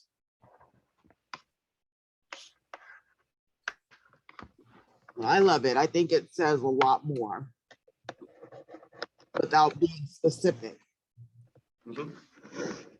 Great. Well, I will, we'll move on from here and we'll just note that we're just gonna go ahead and implement this revision. Yeah. So next I wanted to visit impact statements and indicators, just to kind of cover that real quick. And we're gonna go through the other examples that I'm scrolling past, so we'll come back to that. So impact statements and indicators. I'm just gonna read from the screen here. So impact is actual or intended changes in human development as measured by people's well-being, improvements in people's lives. So I always view the impact, and it's often viewed as that long-term outcome. What happens in the long term? What is the ultimate impact? So you have things that are outputs, like, you know, we can host lots of meetings, we can bring people together, we can provide additional information to folks in the languages and, you know, with the cultural relevancy that's important to them. But but to what end? So what is that ultimate impact? So what happens because we do that? What then happens? And that's what an impact statement is really all about. So the example here is a vibrant cultural sector that fosters a creative, cohesive community. So that's what we would like to achieve at the end of, not the day, but maybe the end of a process. So ultimately, that's what we want to go for. So there's actual, so works towards, endeavors, strives. Intended impact is an A. And so I invite us to kind of think about impact statements in that way, is these really long-term ultimate goals. What is the benefit? What is the reason behind it? Why are we doing it? Indicators, this is a measure of progress against impact. If change is happening, how will we know? The answer to this question is indicators. So what the indicators of impact for each focus area, or what are those? We will be looking at indicators for strategies in depth in future meetings. But you know, if we are moving the needle on anything, what would tell us that we're actually doing that? So where can we look to find out, like peek in and see, okay, actually this is working. And those are indicators. So I want to pause and ask if there's any questions or comments on impact statements and indicators. So Tevin, if I could just make a real quick comment before taking on questions. So to go back to your point, Commissioner Hedgewood, again, the actual versus intended, right? And so if you look through the packet, we have drafted moving forward using actual and intended language for this body to review, you know, based on the direction that you all want moving forward. But the idea again being, you know, actual, if we were to take this example, it could be maybe working towards creating a vibrant cultural sector that fosters a creative, cohesive community. Compared to what they have here currently, which is a vibrant cultural sector that fosters a creative, cohesive community, which would be more of that intended, that future state, what activities are being worked towards. Like Tevin mentioned, going to indicators, we will be taking a much more in-depth look at this as part of the Commission on Equity, but part of it is setting that foundation of providing, you know, what are those goal areas, what are the strategies? And then we'll come back with, hey, here's some indicators that we think are possible and have a future discussion on that. But we really want to set that foundation so that we know what we're looking for as far as indicators moving forward. Thanks for that. So any questions from folks, comments? It would seem that if we really like the actual, the striving, those kind of words, that then all of our impact statements would be in that form. That's where which way we decided to go. Yep.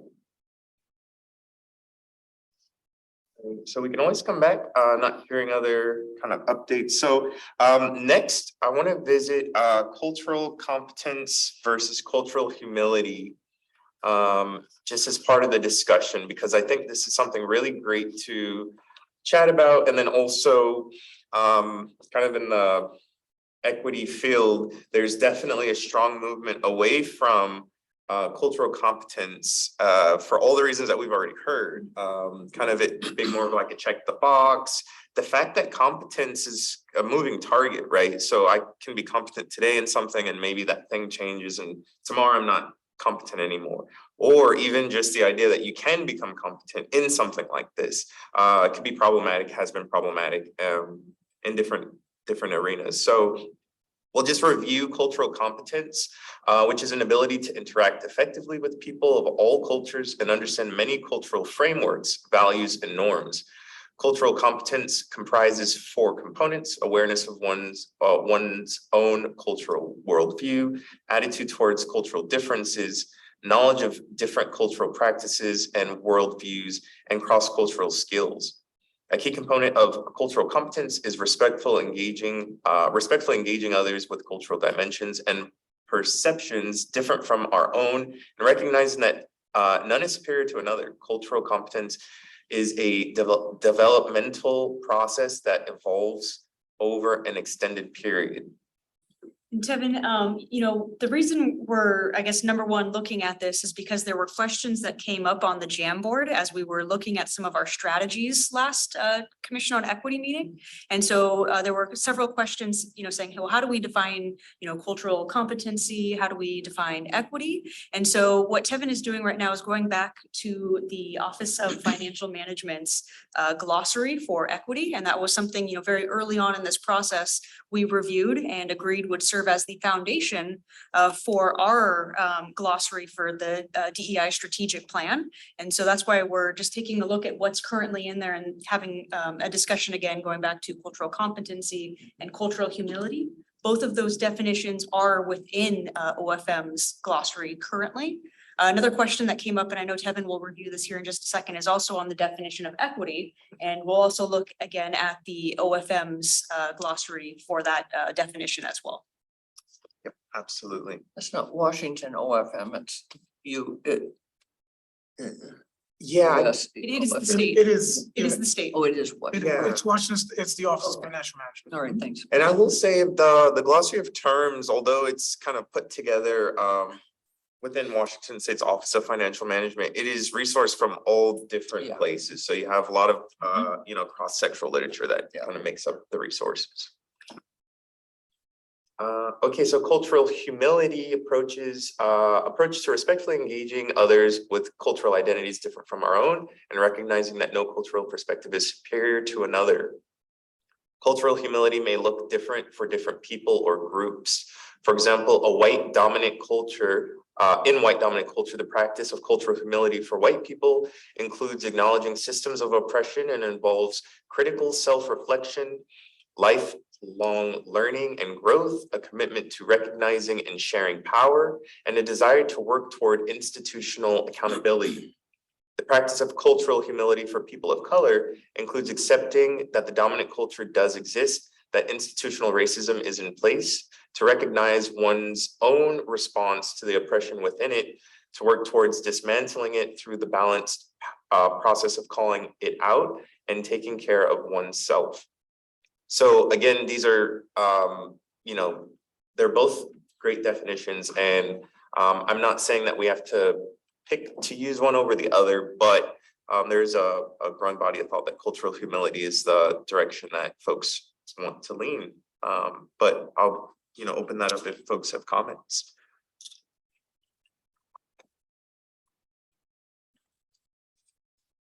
I know cultural competence is used all the time, but it does sort of engender the idea that, oh, I'm there already, or I've done this, so now I'm competent. But it is much more a growing thing, and you can't know everything about everybody's culture. So it is a little problematic. I mean, Yeah, and I will say this definition here does highlight that this process evolves over an extended period of time. Yeah. Not everyone will be working from the same definitions, right? And so I think there's an element of that as well. Are folks using this definition when they see that written? Or are they conceiving of that competencies in that kind of check the box kind of way? And yeah, so not advocating one way or another, but just kind of sharing a bit about both. yeah. Thinking about how we're going to use it in our Mhm. statements, yeah. Absolutely. All right, well, we can always come back. Lastly, we'll just quickly. Sorry, Tevin, just sorry to interrupt right there, just to continue. Like Commissioner Clay pointed out, we're gonna be, again, reviewing materials here that are going to reference cultural competency. And so that's why we really just wanted to kind of highlight, you know, cultural competency and cultural humility to set up those conversations, you know, moving forward. And it, you know, if this body, obviously, this is something that we're just introducing, you know, today, and we're not finalizing any language, you know, moving forward the next couple of sessions. And so, you know, it's something to really think about as we're looking at and reviewing our strategies and what kind of language to incorporate. Both of these definitions, going back to, you know, Tevin's point of, you know, is everybody starting from that same definition? You know, that might not be the case of somebody who just picks up the document and sees cultural competence or sees cultural humility, but both of these definitions will be included as part of the city's diversity strategic plan, as we had previously had discussions that this would be the glossary and the terms that we were going to be basing our efforts off of. Commissioner Hart has her hand raised. The culture of humility. I don't know. I kind of have an issue a little bit with that. And I know that it's something that's in the OPM, but I don't know, something about that doesn't sit right with me. And I don't know if this is the right place to bring that up or not. But it just, it shows in the person of color side of it, to recognize one's own response to the oppression within for the person of color, but it does not say anything on the white dominant culture about, I don't know. I don't know if it's about the guilt. I don't know if it's about how they recognize their response to it. Yeah, I think that's a little lopsided a little bit. So I'm not sure how that sits with me. So I just want to put that out there.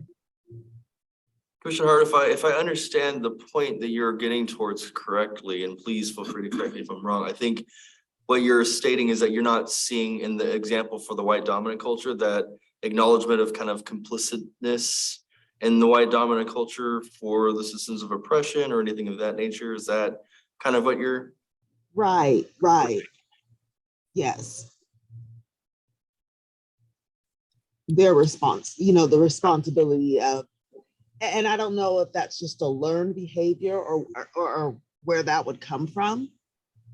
But, for the person of color, recognizing our own response and dealing with it and taking responsibility for it is one thing. But then on the other side, there also needs to be the same mutualness. So I don't know. I don't know if that's the involves critical self-reflection part. Could be. Yeah, that's what I was thinking too. Although I see your point though, that could be better stated perhaps. Where it's a bit more, it's less soft language, I guess, is I think what you're getting at, right? Critical self-reflection sounds a lot better than like recognizing internalized systems of oppression on the people of color example. I think that's okay. Right. That's a great point. Yeah, and working towards dismantling it too also puts the responsibility back on the person of color. I think both sides should equally be working to dismantle it, especially once the side of how do they say it? Dominant culture should also recognize it and also help in working towards dismantling it. Yeah. That's where our allies come in. Yeah, and I think this example is something that, we can, for example, but this is really the definition here. But what we can do is we can hold on to both of these definitions as they are and see them through the context of where we're placing them within the work that we're doing. I mean, revisit to see, okay, does that make sense? Does it still, feel like it fits here or does it not fit here? And it may not. So yeah. But it's a good starting off point. I think I went a little deep there, but that's great. Something to think about. Yeah, thank you. So lastly, before we jump into examples, I want to talk about equity. We're going to just chat real quick about this definition is the act of developing, strengthening, and supporting procedural and outcome fairness in systems, procedures, and resource distribution mechanisms to create equitable, not equal opportunity for all people. Equity is distinct from equality, which refers to everyone having the same treatment without accounting for differing needs or circumstances. Equity has a focus on eliminating barriers that have prevented the full participation of historically and currently oppressed groups. Wow, I love that. That's great. I think it's important that they, specifically the not equal part in there is very important. Perhaps some more than others, but I think it's important that they made it a point to explicitly state that these are not the same thing. Because that's a very common misconception. I actually had that question when we were doing the, was it the diversity? I forget what the community fair we did at St. Martin's. I forget the actual name of it. But I had a question from a member of the public who came up when we were telling who we were and what we do, and they're like, so what's the difference between, because I was like, you know, we advance equity and like blah, blah, and then he's like, well, what's the difference between equity and inequality? And I think Commissioner Claire, you were there too, and my answer was very flat and like one word, because they weren't looking for an explanation. They were looking for like a gotcha moment, right? And I'm just like, I'm not gonna give it to them. So I think my response was something probably less than, it was a little incoherent, but I think I said like carefully or something like that. Like, how do you have equity with equality? And I was just like, carefully. That's all I said. Because again, they're not looking for a lesson. They were, you know, challenging without understanding the difference and the distinction between the two. So anyway, for me, that part was just really awesome. I like to see that there. And I think it's important. Thanks for sharing. Yeah. I also find this to be an interesting definition because, you know, we often talk about diversity, equity, and inclusion, and I see everything really just being equity. Diversity, there's equity and diversity, there's equity and inclusion, there's equity in all of it. And so I know, you know, we usually say DEI, but really in my mind, we're at the heart of what we're talking about is really equity, equitable practices, policies, procedures. So any other comments before we move on? That's an interesting perspective. I appreciate you sharing that also. Because I mean, you're right. It is at the root of it. It's equity. But I guess the reason why we have the DEI stuff is to stress, because again, for everybody, it's not. And again, the same, even though there's a difference, but you have to make the distinction for them to understand the difference sometimes. Right, and we do see examples of folks, you know, wanting to emphasize how their work is a little bit different. So it might be DEI and B for belonging, or R for respect, or, you know, other things to really emphasize their focus and how it's like more expansive. And so, but you know, at the end of the day, I believe it's all just, you know, how can we just be more equitable? I think I agree with you there. That's awesome. So what I'd like to do is take us to the Jamboard and talk briefly about examples. So Tevin, if you stop your share, the Jamboard's pulled up. You just need to reshare with the link that is the Jamboard. Great, thank you very much. Right here. All right, so if you are joining virtually, if you could please grab a sticky and go ahead and type your name and go ahead and post that sticky. We'll know that you're in, you're here, and you're able to participate. And then if for whatever reason you cannot do that, feel free to just vocalize whatever it is, and I can make a sticky for you. So I'll give everyone a moment to grab a sticky and put your name on it. You can also add an interesting fact about you, but you don't have to this time. I missed last week's success. I'm guessing this was part of it. Yes. It was 20-ish minutes, 30-ish minutes of frustrating trying to get in, and then it's just like, okay, well, I tried. Yeah, Give it a good I'm color not really scratch. sure what was going on, but unfortunately, yeah. Yeah, what I mean, about you? it's not your faults. But I have to say it's incredibly frustrating to be an IT guy and going through like all the troubleshooting stuff, and I'm like, I still can't get in. What am I doing wrong? It's very frustrating. Understandably. So for the commissioners who are here, if you are able to pull it up, please use your phones. If not, just vocalize it, and Tevin and we'll make sure it gets up on the Jamboard.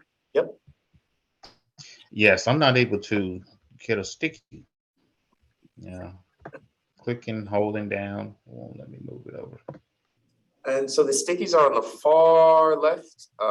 Yeah, I right believe here. on the far left under this little thing that looks like Right. a little icon. Yep, it won't catch it. Okay, no problem there. I'll just ask for folks, you know, if anyone's not able to create a sticky, I'll make one for you. Commissioner Hart, I'm glad you're loving Jamboard. Mhm. See, put it on today's thing. Are all the commissioners who are wanting to connect able to get connected? I see we They have are still- one here.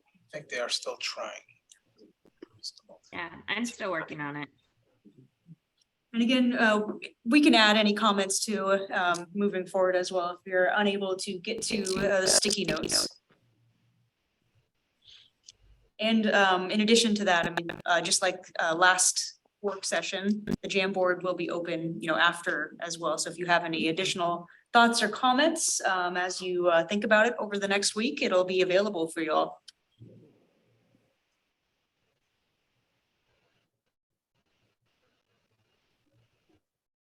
Okay, well, while folks are getting connected, I do want to just click us forward. I'll come back. And so if you're still in that process, please feel free to, still add your sticky. I'll come back to this page to see who's jumped in so far.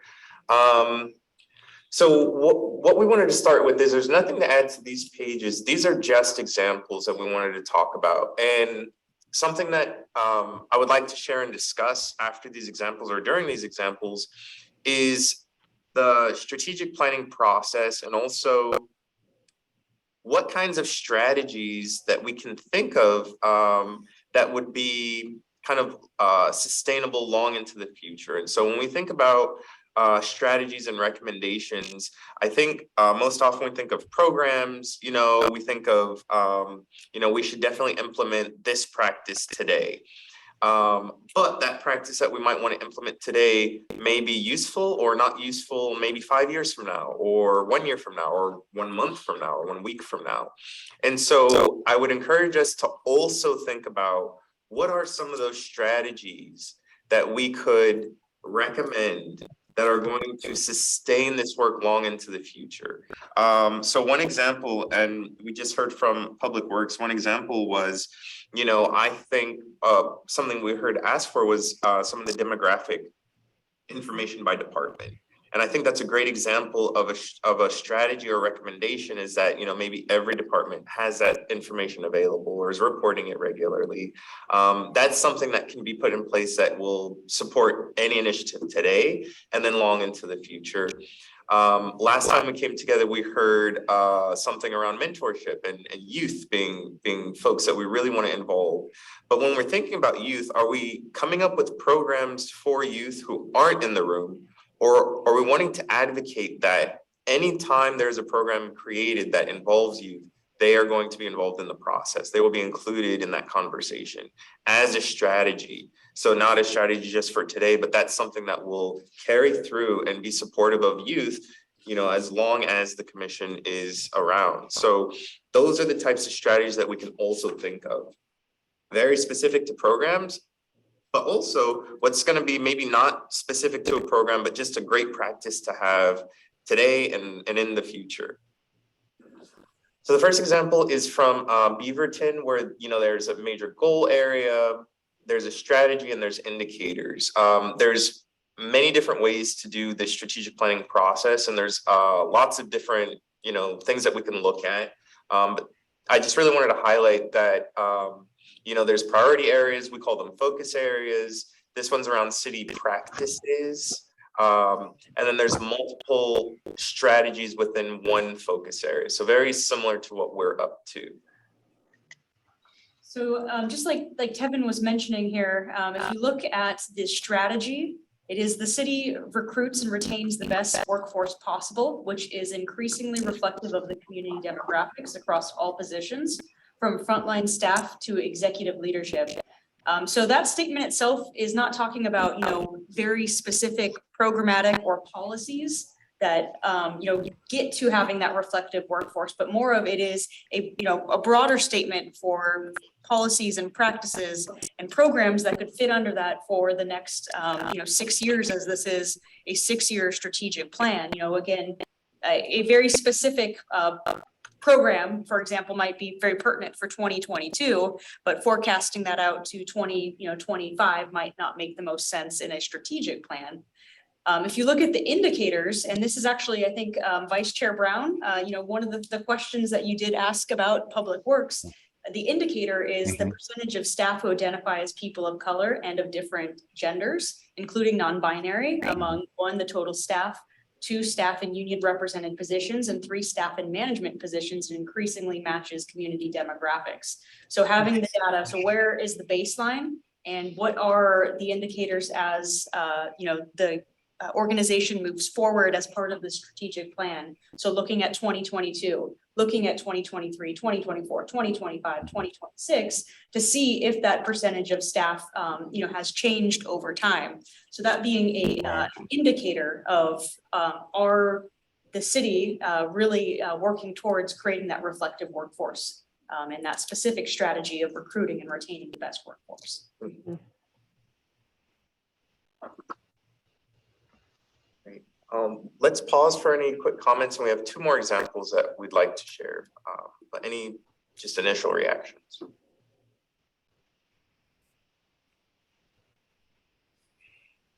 Yeah, that's kind of hard because what if the issue with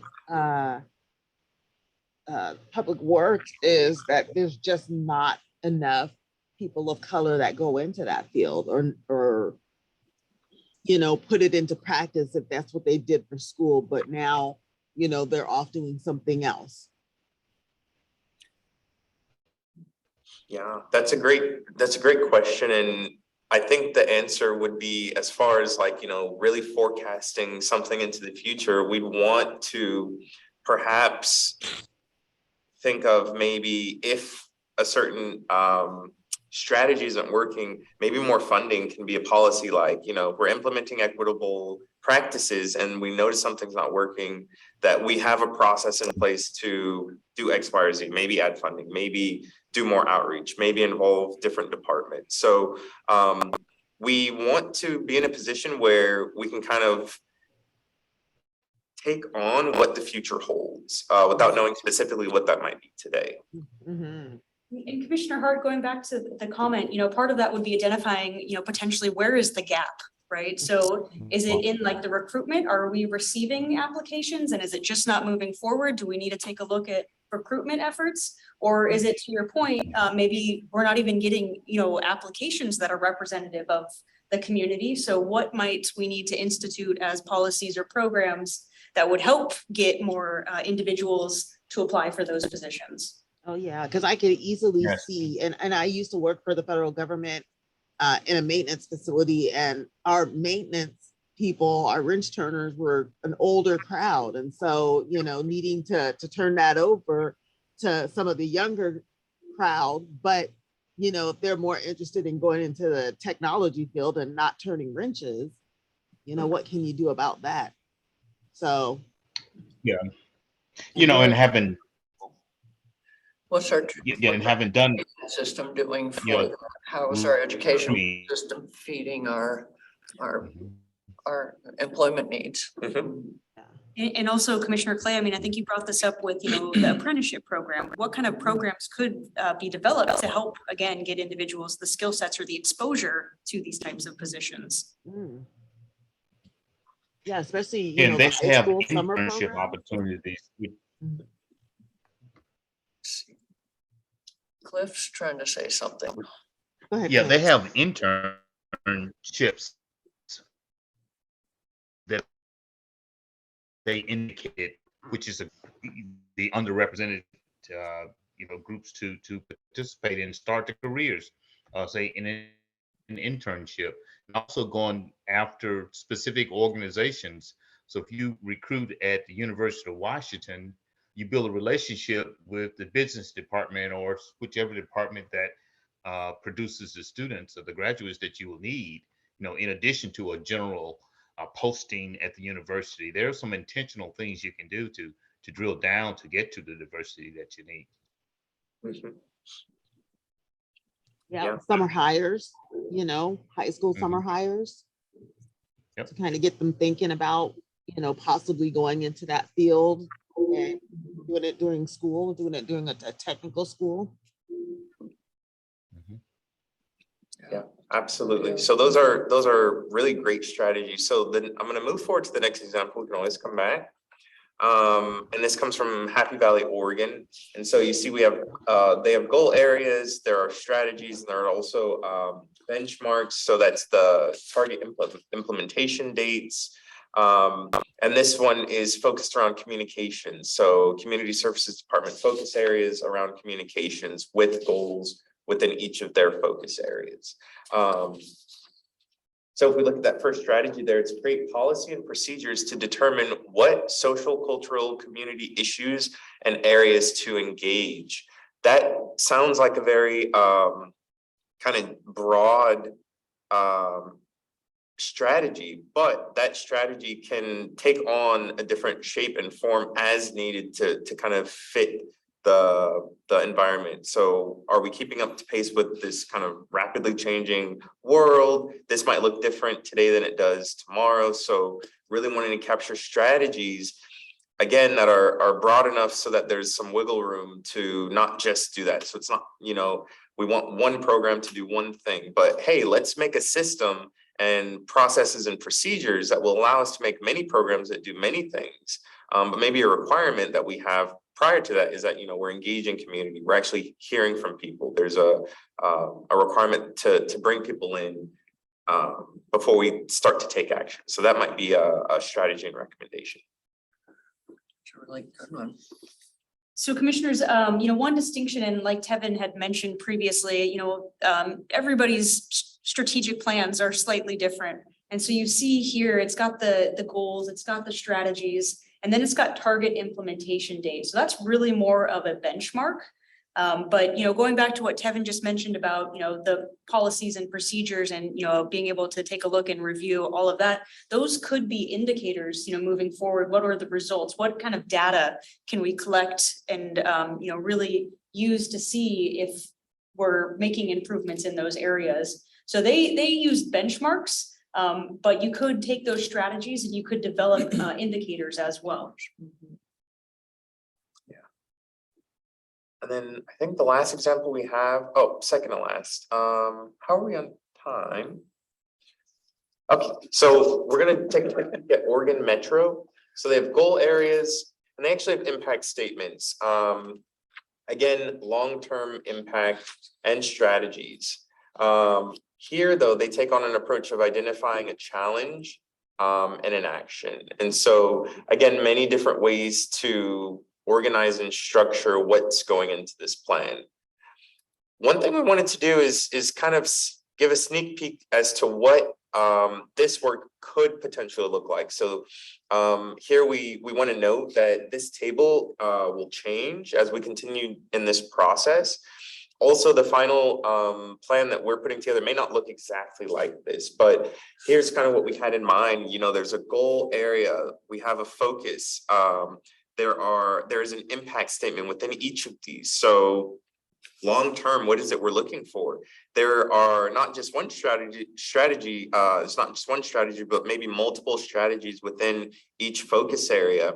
And then there's indicators. So this is again telling us, how do we know we're moving the needle? How do we know we're making any progress at all towards that desired ultimate outcome, that impact that we're wanting to see? And then of course, baseline data. So what is it that we need to know? We gotta know where we're starting to know where we're going. And so, you know, this is a process of collecting this information, but just kind of a sneak peek as to what some of those elements look like when they actually come together.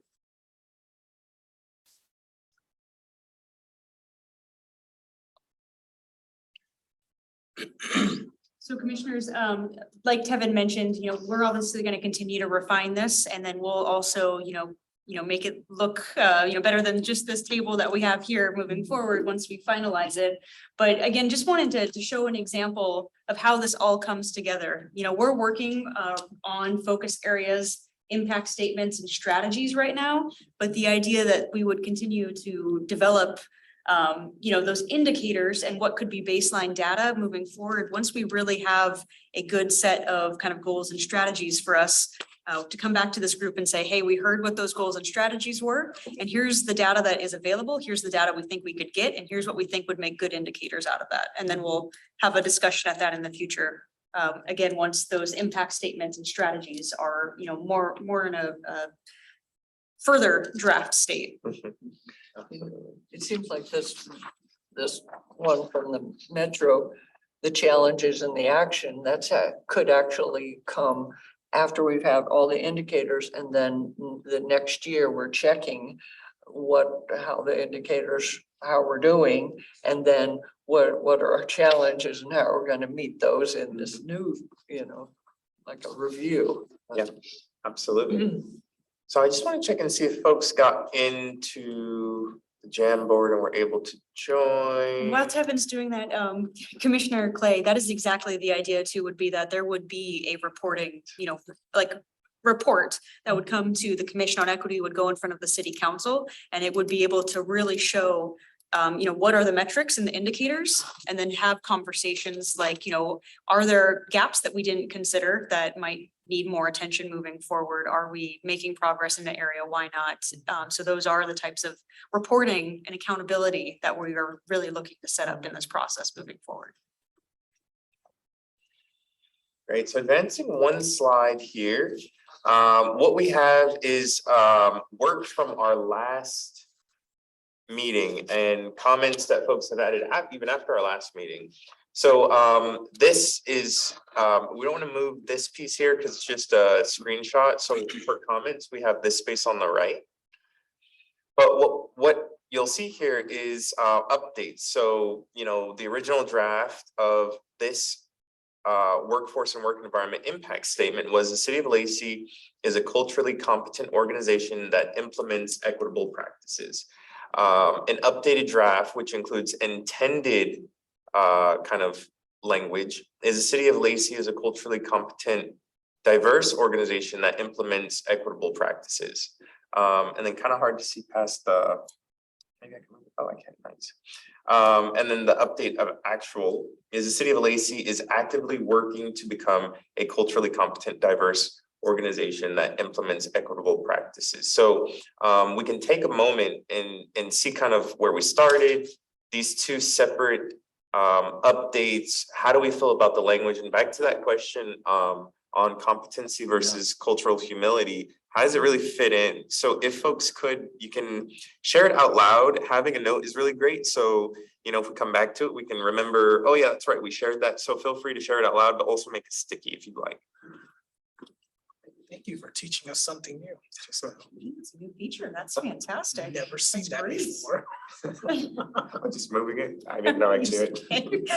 That's really great. Both of our minds. Yeah, I was like, to see their faces, they're like, Oh, because we're always, that's a struggle in all of our meetings is that takes up, the bottom portion of presentations. And Sure. this is Yeah. great. That's great. Her mind played. I'm very excited about that feature.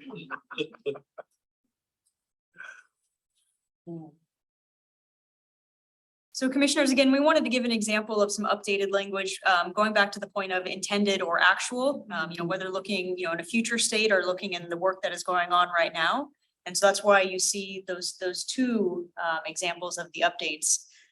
You can also see, again, we went over cultural competency and cultural humility as part of the questions that came up as the sticky notes. And that's, the kind of follow-up that we want to do when, these questions and comments come up to really make sure that we are moving forward with the draft that is in a good state.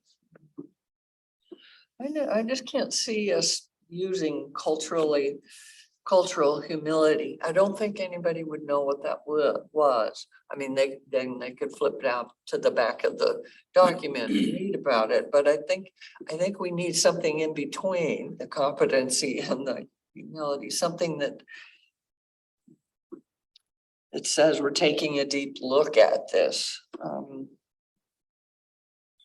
But I don't know what that is.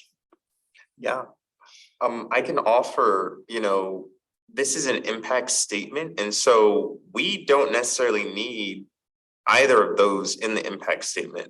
What we want to ask ourselves is when we think of workforce and work environment in the City of Lacey, and we think of, we can make change, we can advocate for any change we're wanting to see.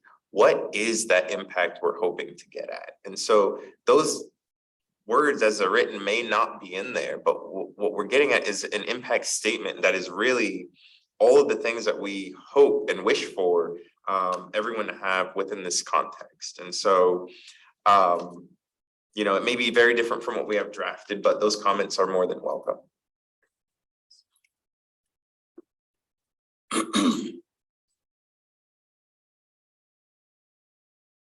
So Commissioner thank you, I Hart, was struggling. This app is garbage. Oh my You're goodness. good. I just was like, oh, somebody made it teeny tiny. I can't see. Commissioner Hart, the word "and," is that between culturally competent and diverse organization? Yeah, but I'm thinking, culturally competent and diverse organization that includes.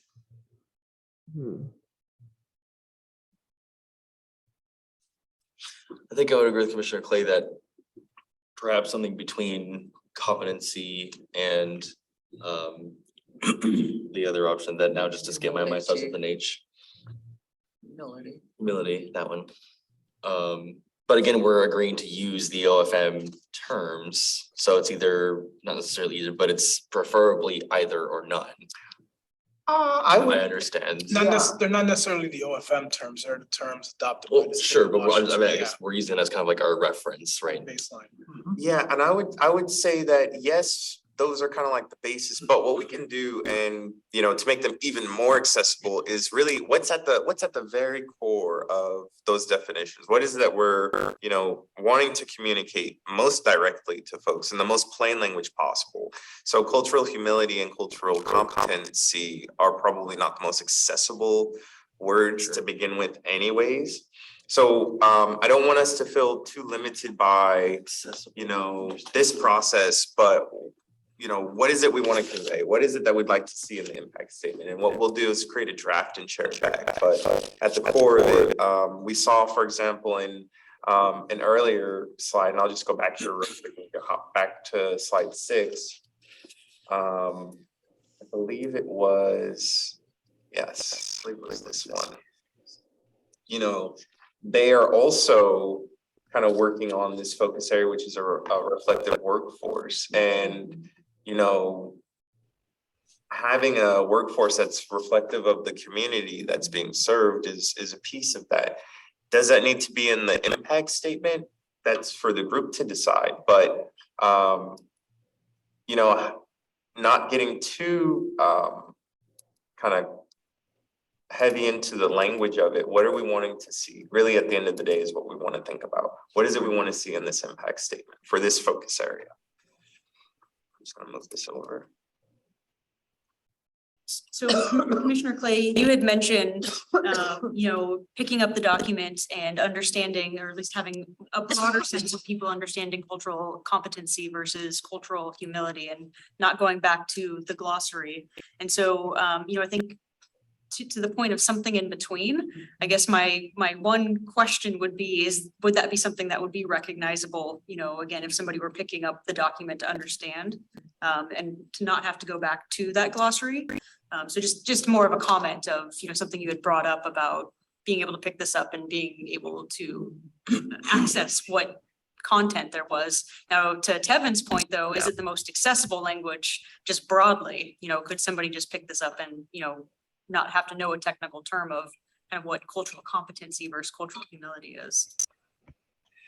For me, it's around not only that our workforce is representative of our community, but that the workforce, the leadership, everybody is committed to the knowing of each other, the caring of each other, the safety of each other, and bringing people of different cultures, backgrounds together. So, you know, that's what the cultural competency classes are about, or whatever. That's where that word, you know, I hear that word, but I want it to be that, you know, we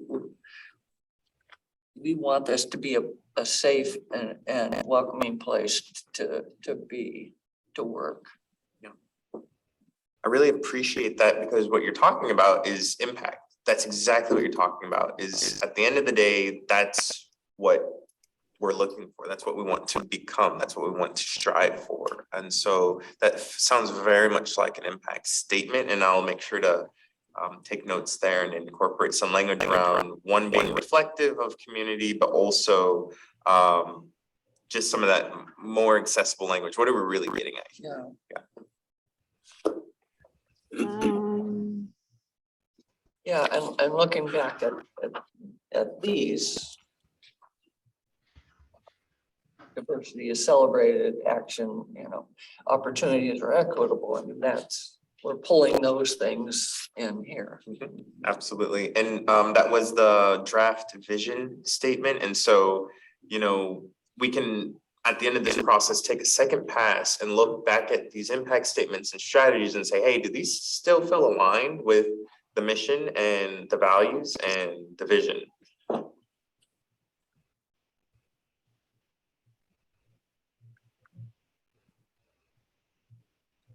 Any other comments before we move forward one slide to strategies?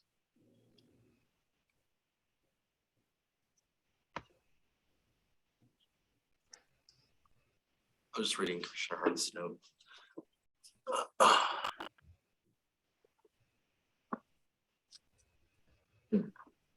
Sorry, I was Googling A lot to think about. culturally competent. And I found a couple of things, but then as soon as, I think it was Commissioner Clay that said something about care, I looked that up. I added that sentence in there. And I saw this. The only thing that I probably wouldn't put in is personal, because it is in a professional setting. But I don't know about that. But I did like this: participate ethically and effectively in personal and professional intercultural settings is the definition of culturally competent in care.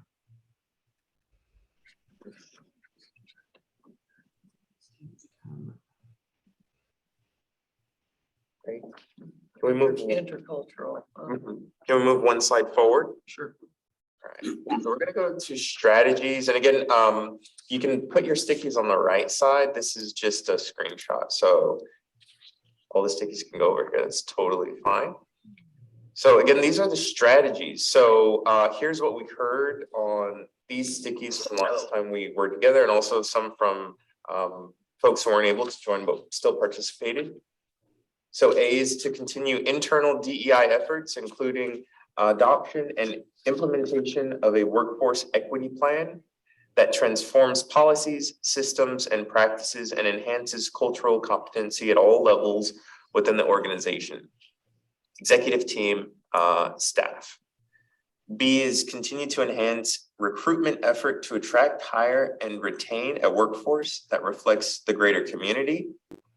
And C is continue to improve training, workforce development opportunities, and ensure the workplace is welcoming for all. And again, these two go together very, these two are paired. So you have I'll go back one slide, impact statement, broad. And then you have your strategies, which may change over time, right? So as we make progress here, we may update these. So I'll pause here for folks to react, and feel free to add a sticky to the right side or comment, and I can capture a sticky for you.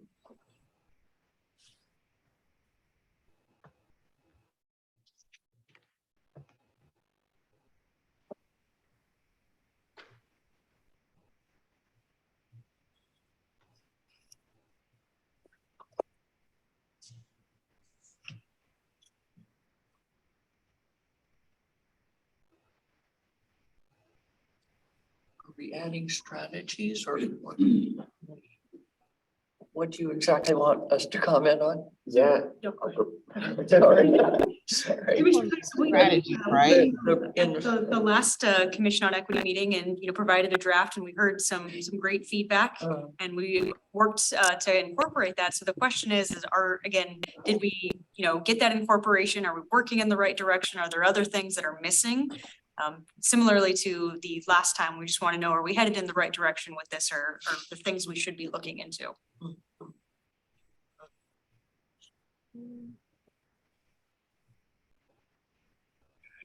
And also, it's not that we are going to think of every single strategy today or even within this process, but some strategies will become emergent over time, and then we'll say, oh yes, of course. So not to feel too much pressure to say like, well, we need to think of it all right now, or it's going to be missed. So that's not, so yeah. Are we taking into consideration people with special needs? Like I know we talk a lot about racial, gender, and all of that, but are we taking into consideration there may be people with social challenges or special needs that we may also need to think about when we're strategizing? Yeah, it sounds like you're speaking about like various accessibility needs, whether that be neurodiversity or other types of accessibility needs. This group can decide if that fits within this category, within this focus area as a strategy. Or if it fits in a different focus area, but absolutely that's something that can be included. The question there would be what is the kind of, you know, what are we wanting to see in that regard? Is it that we foster an inclusive environment that, you know, is very understanding and welcoming of various accessibility needs? And that could be an additional strategy, you know, implementing policies and practices that support staff with various accessibility needs or all accessibility needs. Well, and not so much the needs, but the differing abilities Ability. of people in chairs, people. Right, that's ADA. Yeah, I mean. Yeah, especially somebody who maybe they're, you know, we're a mechanic, but all of a sudden they get diagnosed with, you know, something like Parkinson's, and all of a sudden their neurological something or other is, you know, their faculties are there. They still have the competency or the knowledge. It's just now it's a little different. So Yeah, it could be someone Follow up with that who's question. legally blind. Workforce development. So looking at, you know, the strategies, I guess my question for the group is that not already captured in those strategies? When you're looking at enhancing recruitment efforts that attract, hire, and retain a workforce that reflects the greater community. So we're talking about, you know, all individuals within the community, and then also really working to improve training and workforce development opportunities to ensure that the workplace, you know, is welcoming for everyone, for all individuals. right. True. Yeah. That could be more of an indicator, what they're mentioning, based off of those strategies. Great point. Yeah, the things we're looking for. I'd also like to point out the one that I mentioned whenever we were doing this, or whenever I was doing this post meeting, about specifically naming a DEI coordinator within the organization itself as a priority. While I realize that could be actually included in the draft strategy A, I'm not sure if you feel or anybody else feels perhaps that it may be worth making it a separate strategy point in and of itself, just because of the level of importance. Yeah, I have it on it's in the screenshot side. So just briefly on that, I'll speak to that, Sure. Commissioner Hedgewood. So that's, you know, very like programmatically specific, right? Absolutely. But I think, and that could be something that ultimately is an indicator, gets reported out in the future. But let's say you accomplish that in 2022, you still have, you know, 4 additional years, right? And you've already checked something off the box. But that is something that could say, you know, when you're continue internal DEI efforts, saying, you know, have on a, you know, diversity, equity, inclusion coordinator that is working on recruitment, enhancing Right. trainings, et cetera. So to your point, I think that is something, you know, down the road, programmatically, you know, that the city will be taking a look at. Calling it out as a specific strategy, though, could kind of, you know, again, going towards that whole 6-year Right. block. Does that make sense when it is maybe a benchmark or an indicator in the future that might make more sense? It might be indicated by the indicators that we should hire a. Correct. And in the future, and I'll just play this out a little bit more, Commissioner Hedgewood. So say we have a diversity equity coordinator, and then we're going to bring on a manager to have 2 positions because the workload is there and, you know, we need these individuals. Well, that's not in the strategic plan, right? So again, keeping those kind of broad being able to say, hey, we're really trying to improve internal DEI efforts. And here's what we did this year. Here's what the coordinator is implementing. You know, here's what was brought forth. So kind of keeping, you know, those strategies to what Tevin was explaining, you know, kind of more on that broad sense, and then having individual, you know, programmatic policy specific that fall under that get reported out on a yearly basis. And that this group, the Commission on Equity, would certainly be aware of and, you know, have interaction with, you know, any of those types of programs or projects moving forward. Can I also ask a question? Absolutely. So something that I heard come up during the presentation from Public Works was around various efforts and initiatives via other departments. So not duplicating work. And so something that I'm also hearing as a potential strategy or recommendation is, you know, creating kind of a unified process for community outreach for like all departments. Hey, like, you know, if you're going to be doing this work, you know, let's come up with a process that is pretty standard, that is, you know, best and promising practices for outreach. Are you providing all materials in top, you know, 16 languages or something?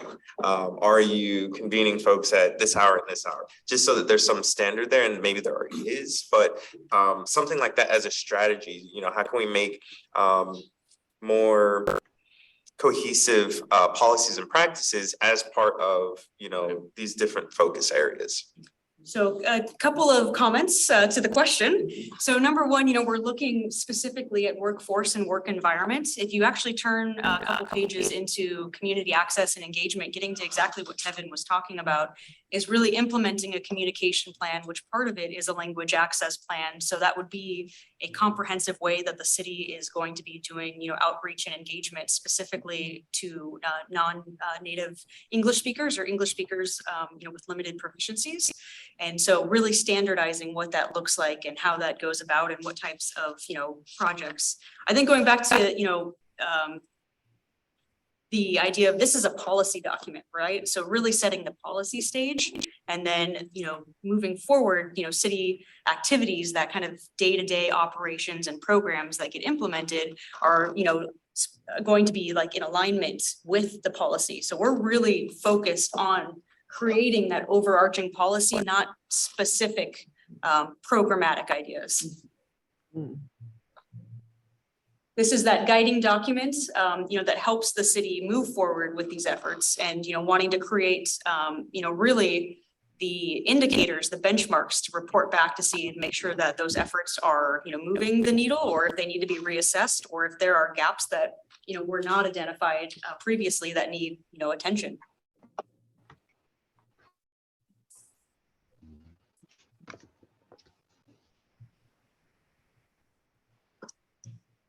So we are running short on time. It is 8 o'clock, and by Commission on Equity policy, we don't go beyond 8:30. So that gives us about 35 minutes.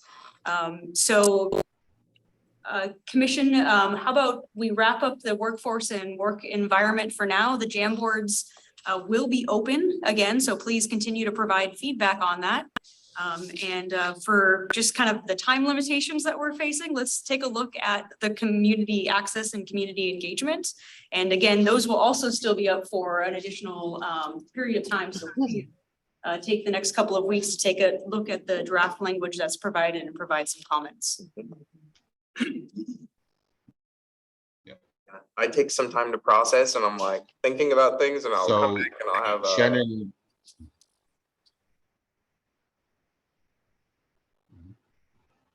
Vice Chair Brown, it sounded like you were about to ask a question, but cut out. I see Commissioner Hart are you asking a question as well, or? Okay, no, I was just looking at the agenda and the remaining items. You know, if Tevin, are we done with this for today? And as Shannon said, it'll be posted and we can continue to add to it, comment. So Tevin, if you just want to introduce. Question is, are we ready to? And then we'll put a pause there and we'll come back and the jam board will be open. Sure, can do. Yeah. Mm-hmm. All right, Great. so Thank you. so here's what we heard on these stickies. And so the original draft is here. The update for that intended language is City of Lacey provides accessible communications, meaningful participation, and community connectivity for all.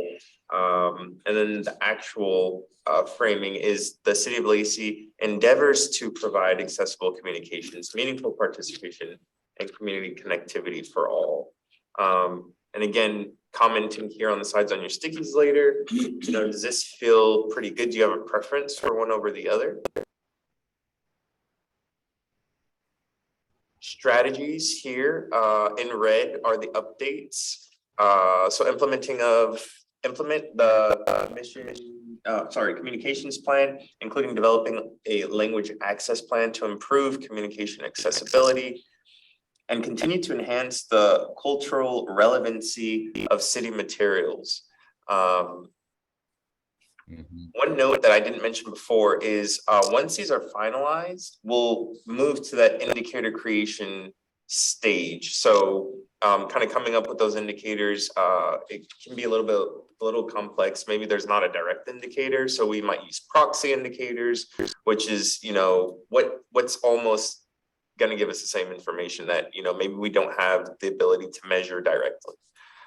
So that stage will come next. So we have B, which is continue to develop and implement engagement strategies that build community trust and increase participation of BIPOC and other underrepresented voices in local decision making, including on advisory bodies, task forces, and planning efforts.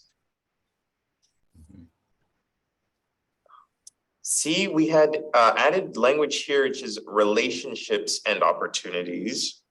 And then D, we can see that the addition was to help facilitate collaboration between local service providers to enhance engagement and connectivity.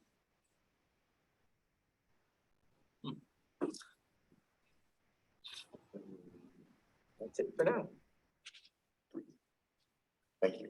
Didn't realize it was gonna be. Kevin, a process. I was like, see. I'm not the only one. It's hard for me to even see it from here. And I'm like, I swear I have great vision, but like, man, I can't barely see that. Network contact, so. I really need to. So commissioners, all of this information is up on the Jamboard. It's also, if you go into the packet, it provides, you know, a little bit of information on some other items. So for example, I know Commissioner Hedgewood, in your sticky note, you brought up heat maps. So talking about how this is something we're going to look at and we'll return to. And then also, you know, comments about partnerships, and specifically that this would be something that we would take another look at as a focus area. So there is some more information in there. So again, the Jamboards are going to be open for another couple of weeks, and I'll send out some information in my follow-up email on, you know, when we anticipate closing the Jamboards for comments, so that we can create, you know, the materials and updates for the next commission meeting. But it is up there, it is available, and certainly if you have any questions as you're looking at this, please feel free to send me an email, and we can follow up on that. But as I imagine, we want to limit that, right? So we give you guys plenty of time to finalize this, so we can finally bring it up and actually get a final product. Because we've already had some time to be mulling on these things, so we can get over to the next items that we have. What I guess seems like a reasonable amount of time for us to review any changes that you feel like, is it, I think we had like 2 or 3 weeks as of the last meeting. Yeah, and Or- Commissioner Hedgewood, that was too much time. agree. We were, first of all, this, I mean, it was, you know, the meetings themselves were very tight because of how the month falls.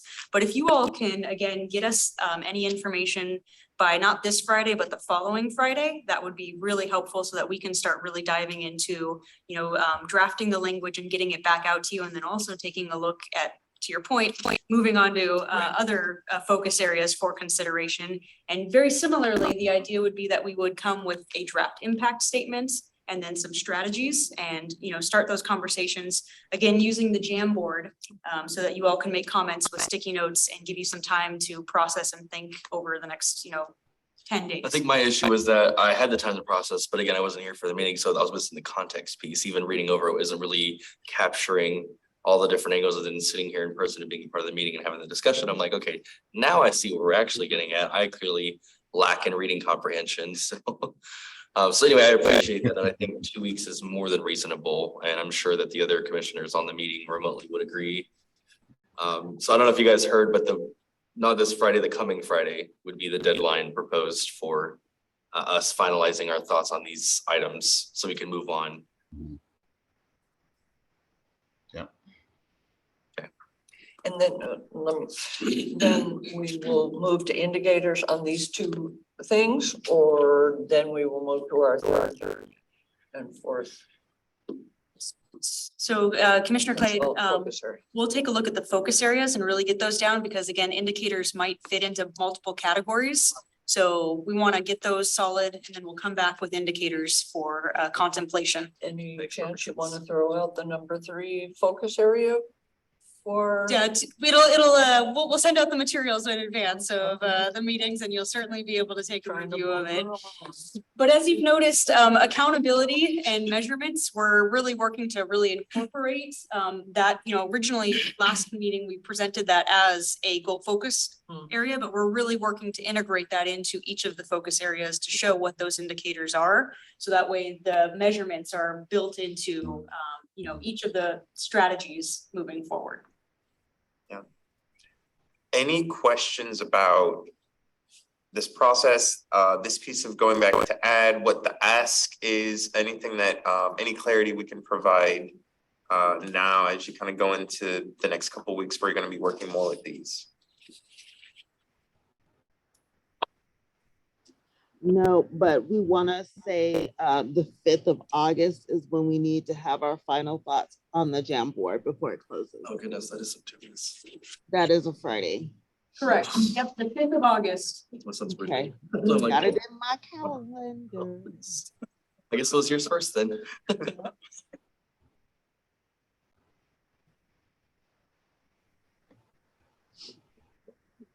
Okay. Thank you, Tevin. Yeah, absolutely. Great job. Cool.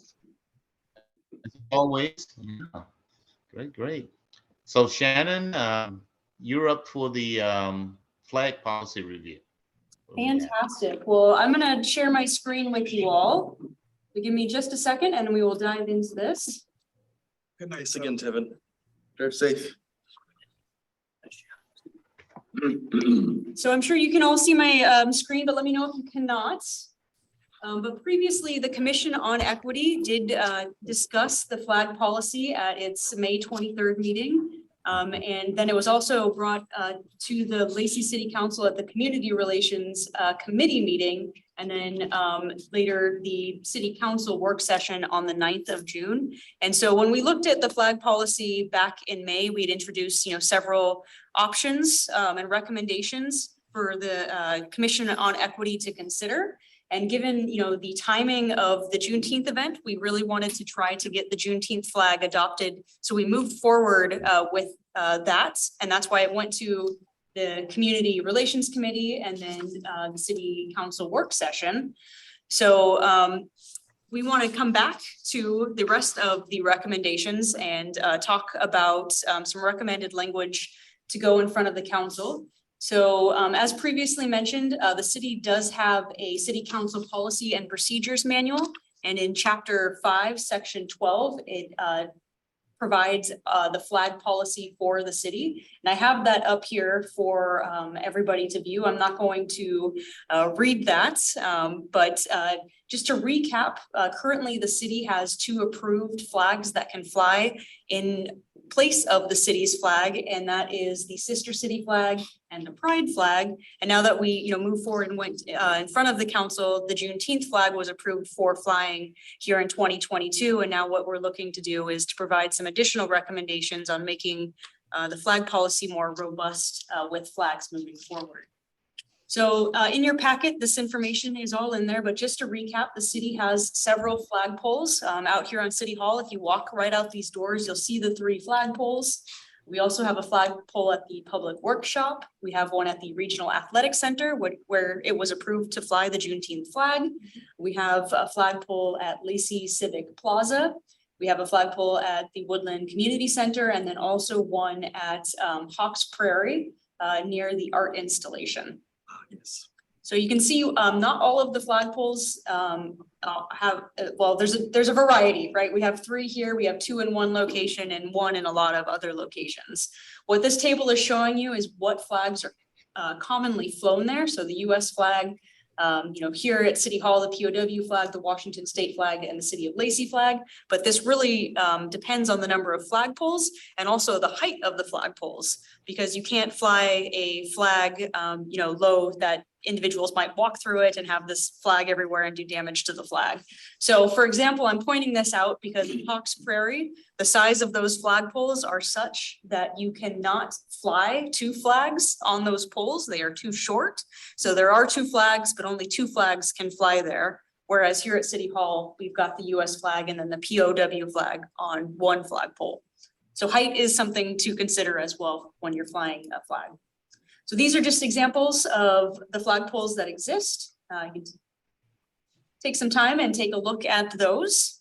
So as discussed, the additions that we had previously gone through at the May meeting was displaying the Progress Pride flag, displaying the Juneteenth flag, displaying the Nisqually and the Squaxin tribe flags moving forward. And so the draft language that is included in your packet incorporates those flags. And specifically, it provides kind of timing of when those flags would fly. So the Progress Pride flag would fly from June 1st to June 30th, with the exception of when the Juneteenth flag is flying, and that is noted in the policy. The Juneteenth flag would fly the 3rd weekend through June 19th. If the weekend came before June 19th, or if June 19th came before the 3rd weekend, it would fly June 19th through the 3rd weekend.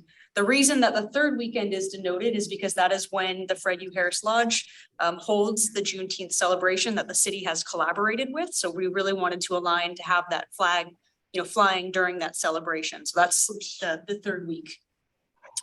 To display the Nisqually tribe flag, and this would be November 1st to November 15th, provided consent was given by the Nisqually flag.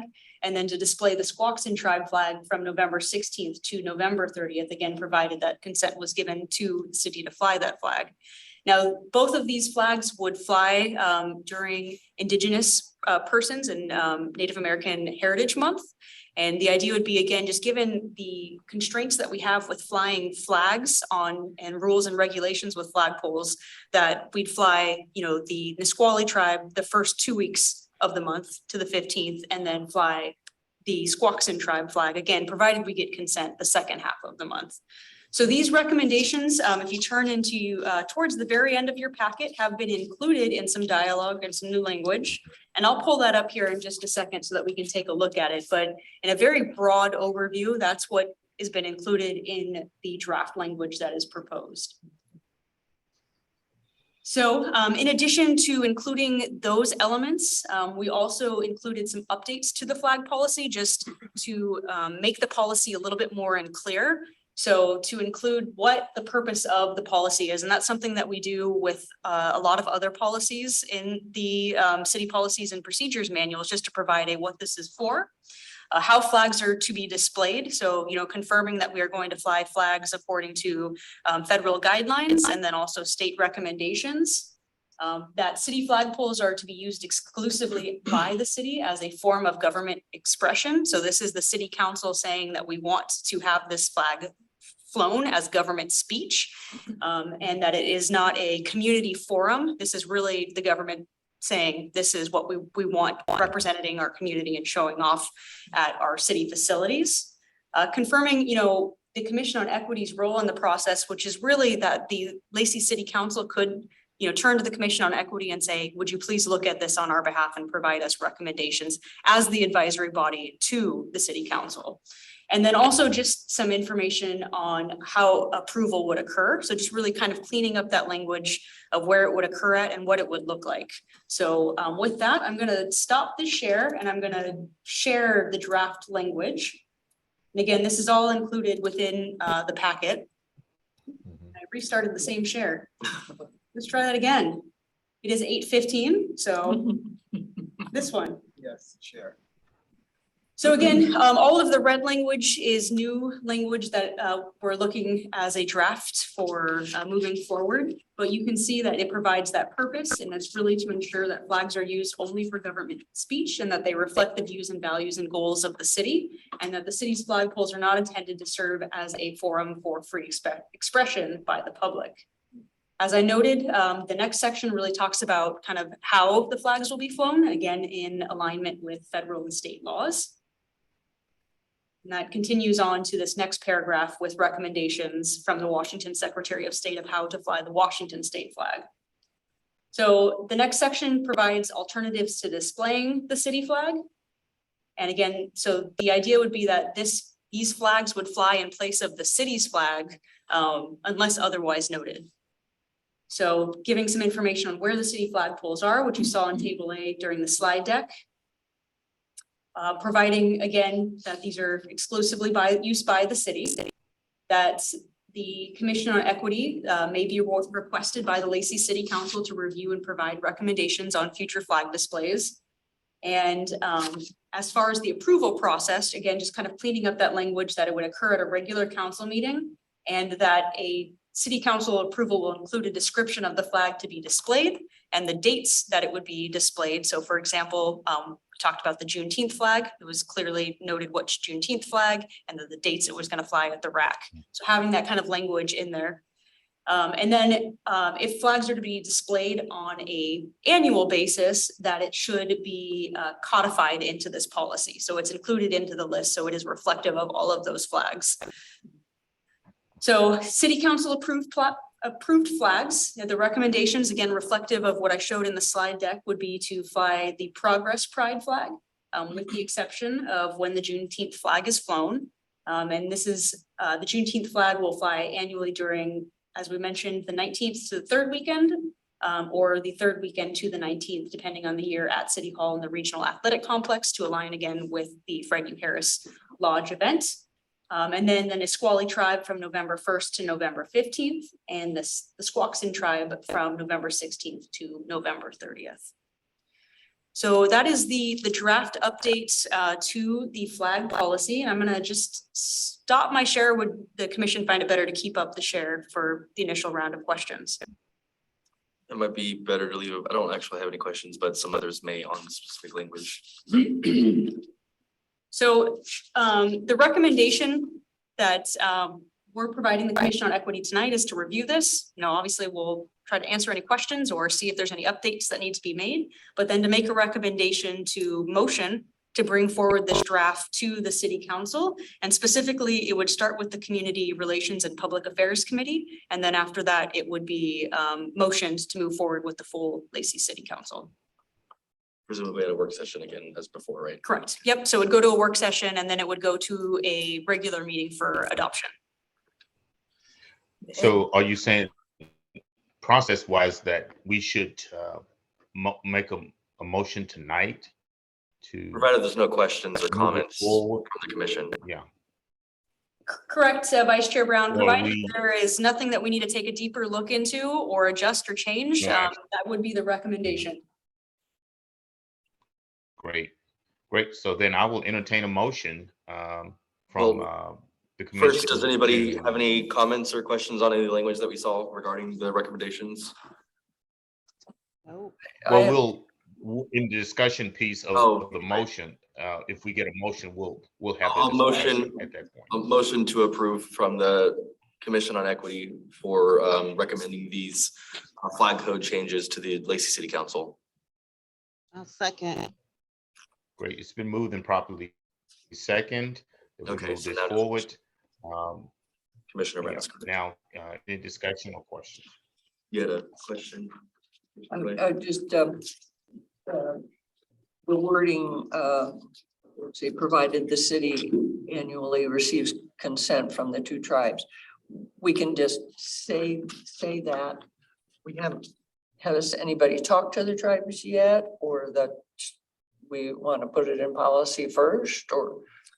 So Commissioner Clay, I reached out to the Nisqually tribe and asked for some feedback. I have not received any feedback as of yet. Certainly, again, this would be something we'd want to reach out to the tribe annually to say, could we have permission to fly your flag? And if it is a yes, then, having the dates established to fly it. And if it's a no, then, considering whether or not we want to change that or adjust that, but have not received comments at this point, but have sent it out to the Nisqually tribe. I'm assuming it's the same with the Squaxin tribe too. So I have not specifically sent this policy out to the Squaxin tribe, but I can certainly send this out to the Squaxin tribe for some additional comment.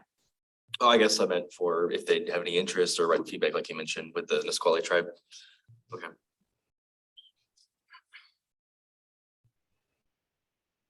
Does anybody else have any questions? Any of the folks virtually?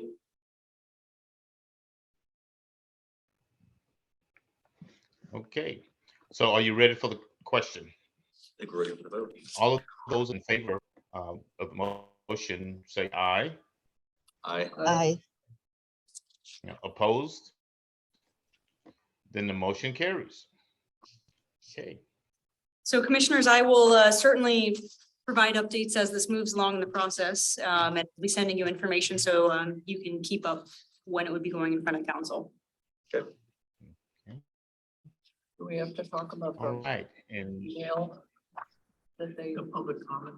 public comment? So public comment is a way for community members to send their thoughts and ideas.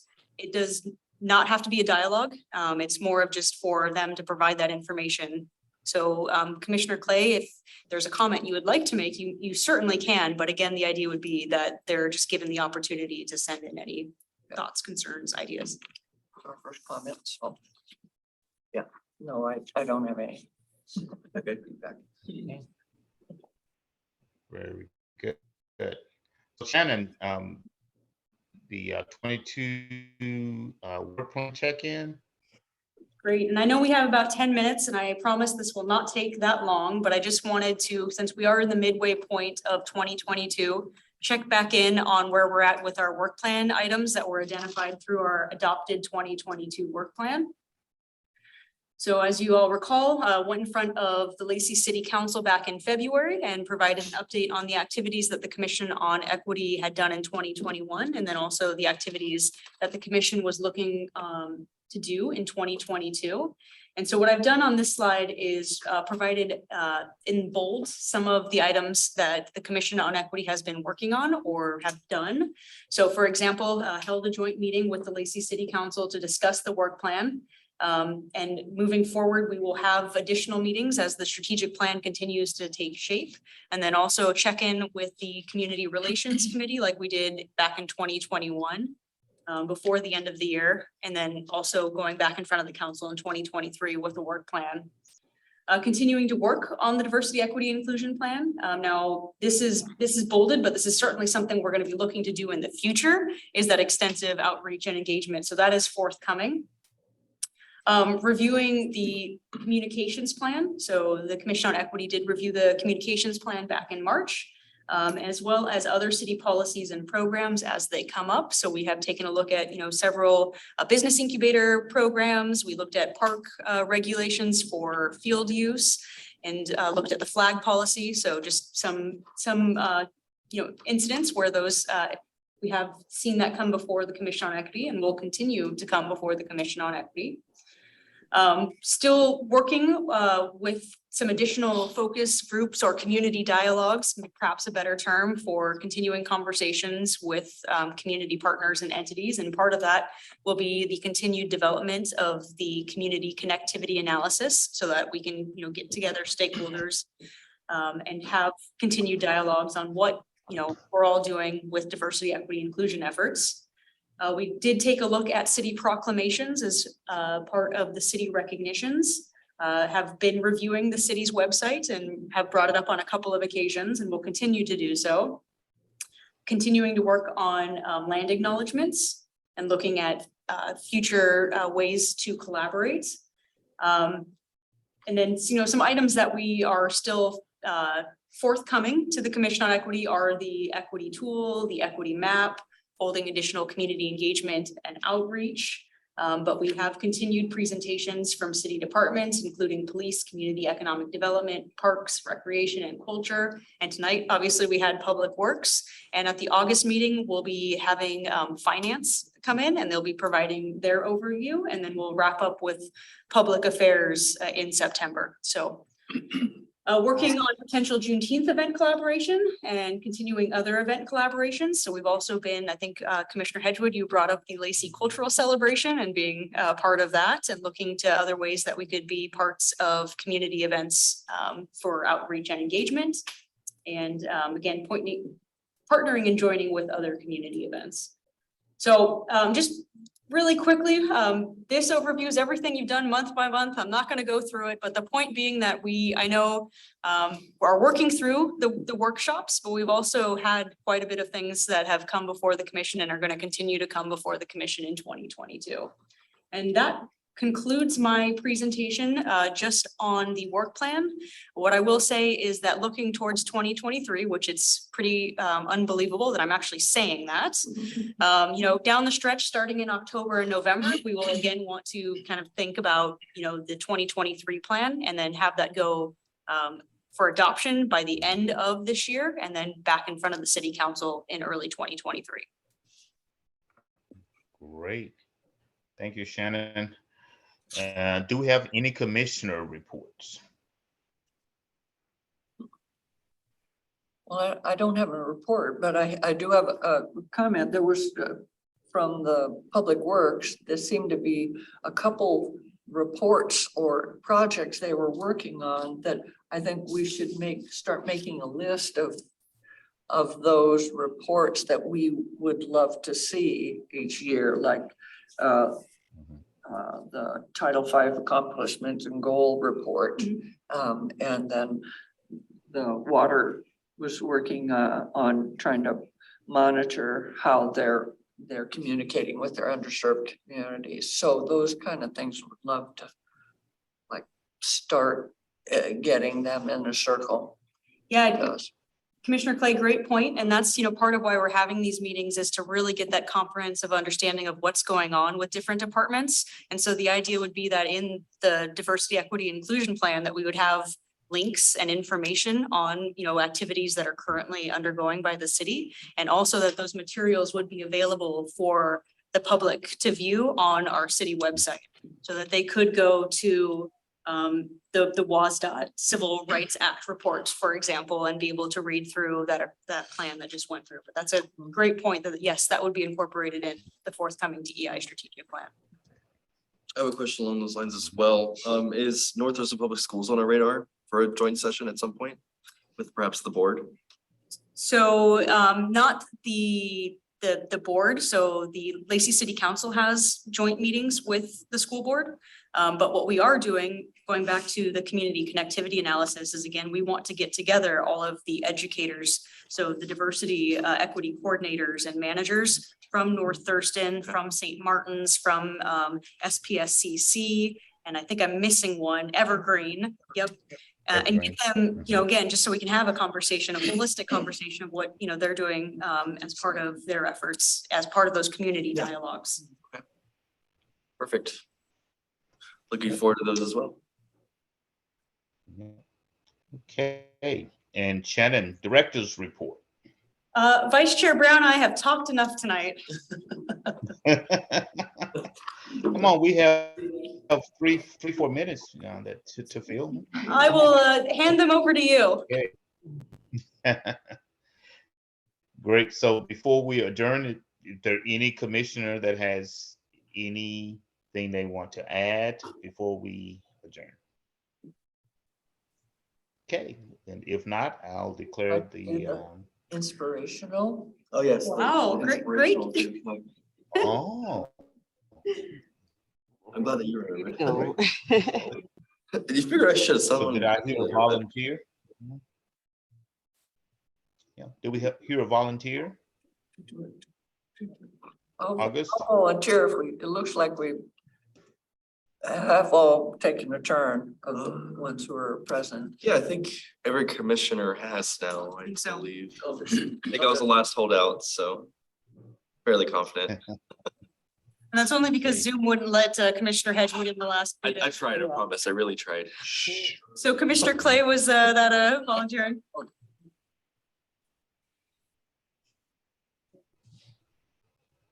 Yes, so it sounds as if she did volunteer.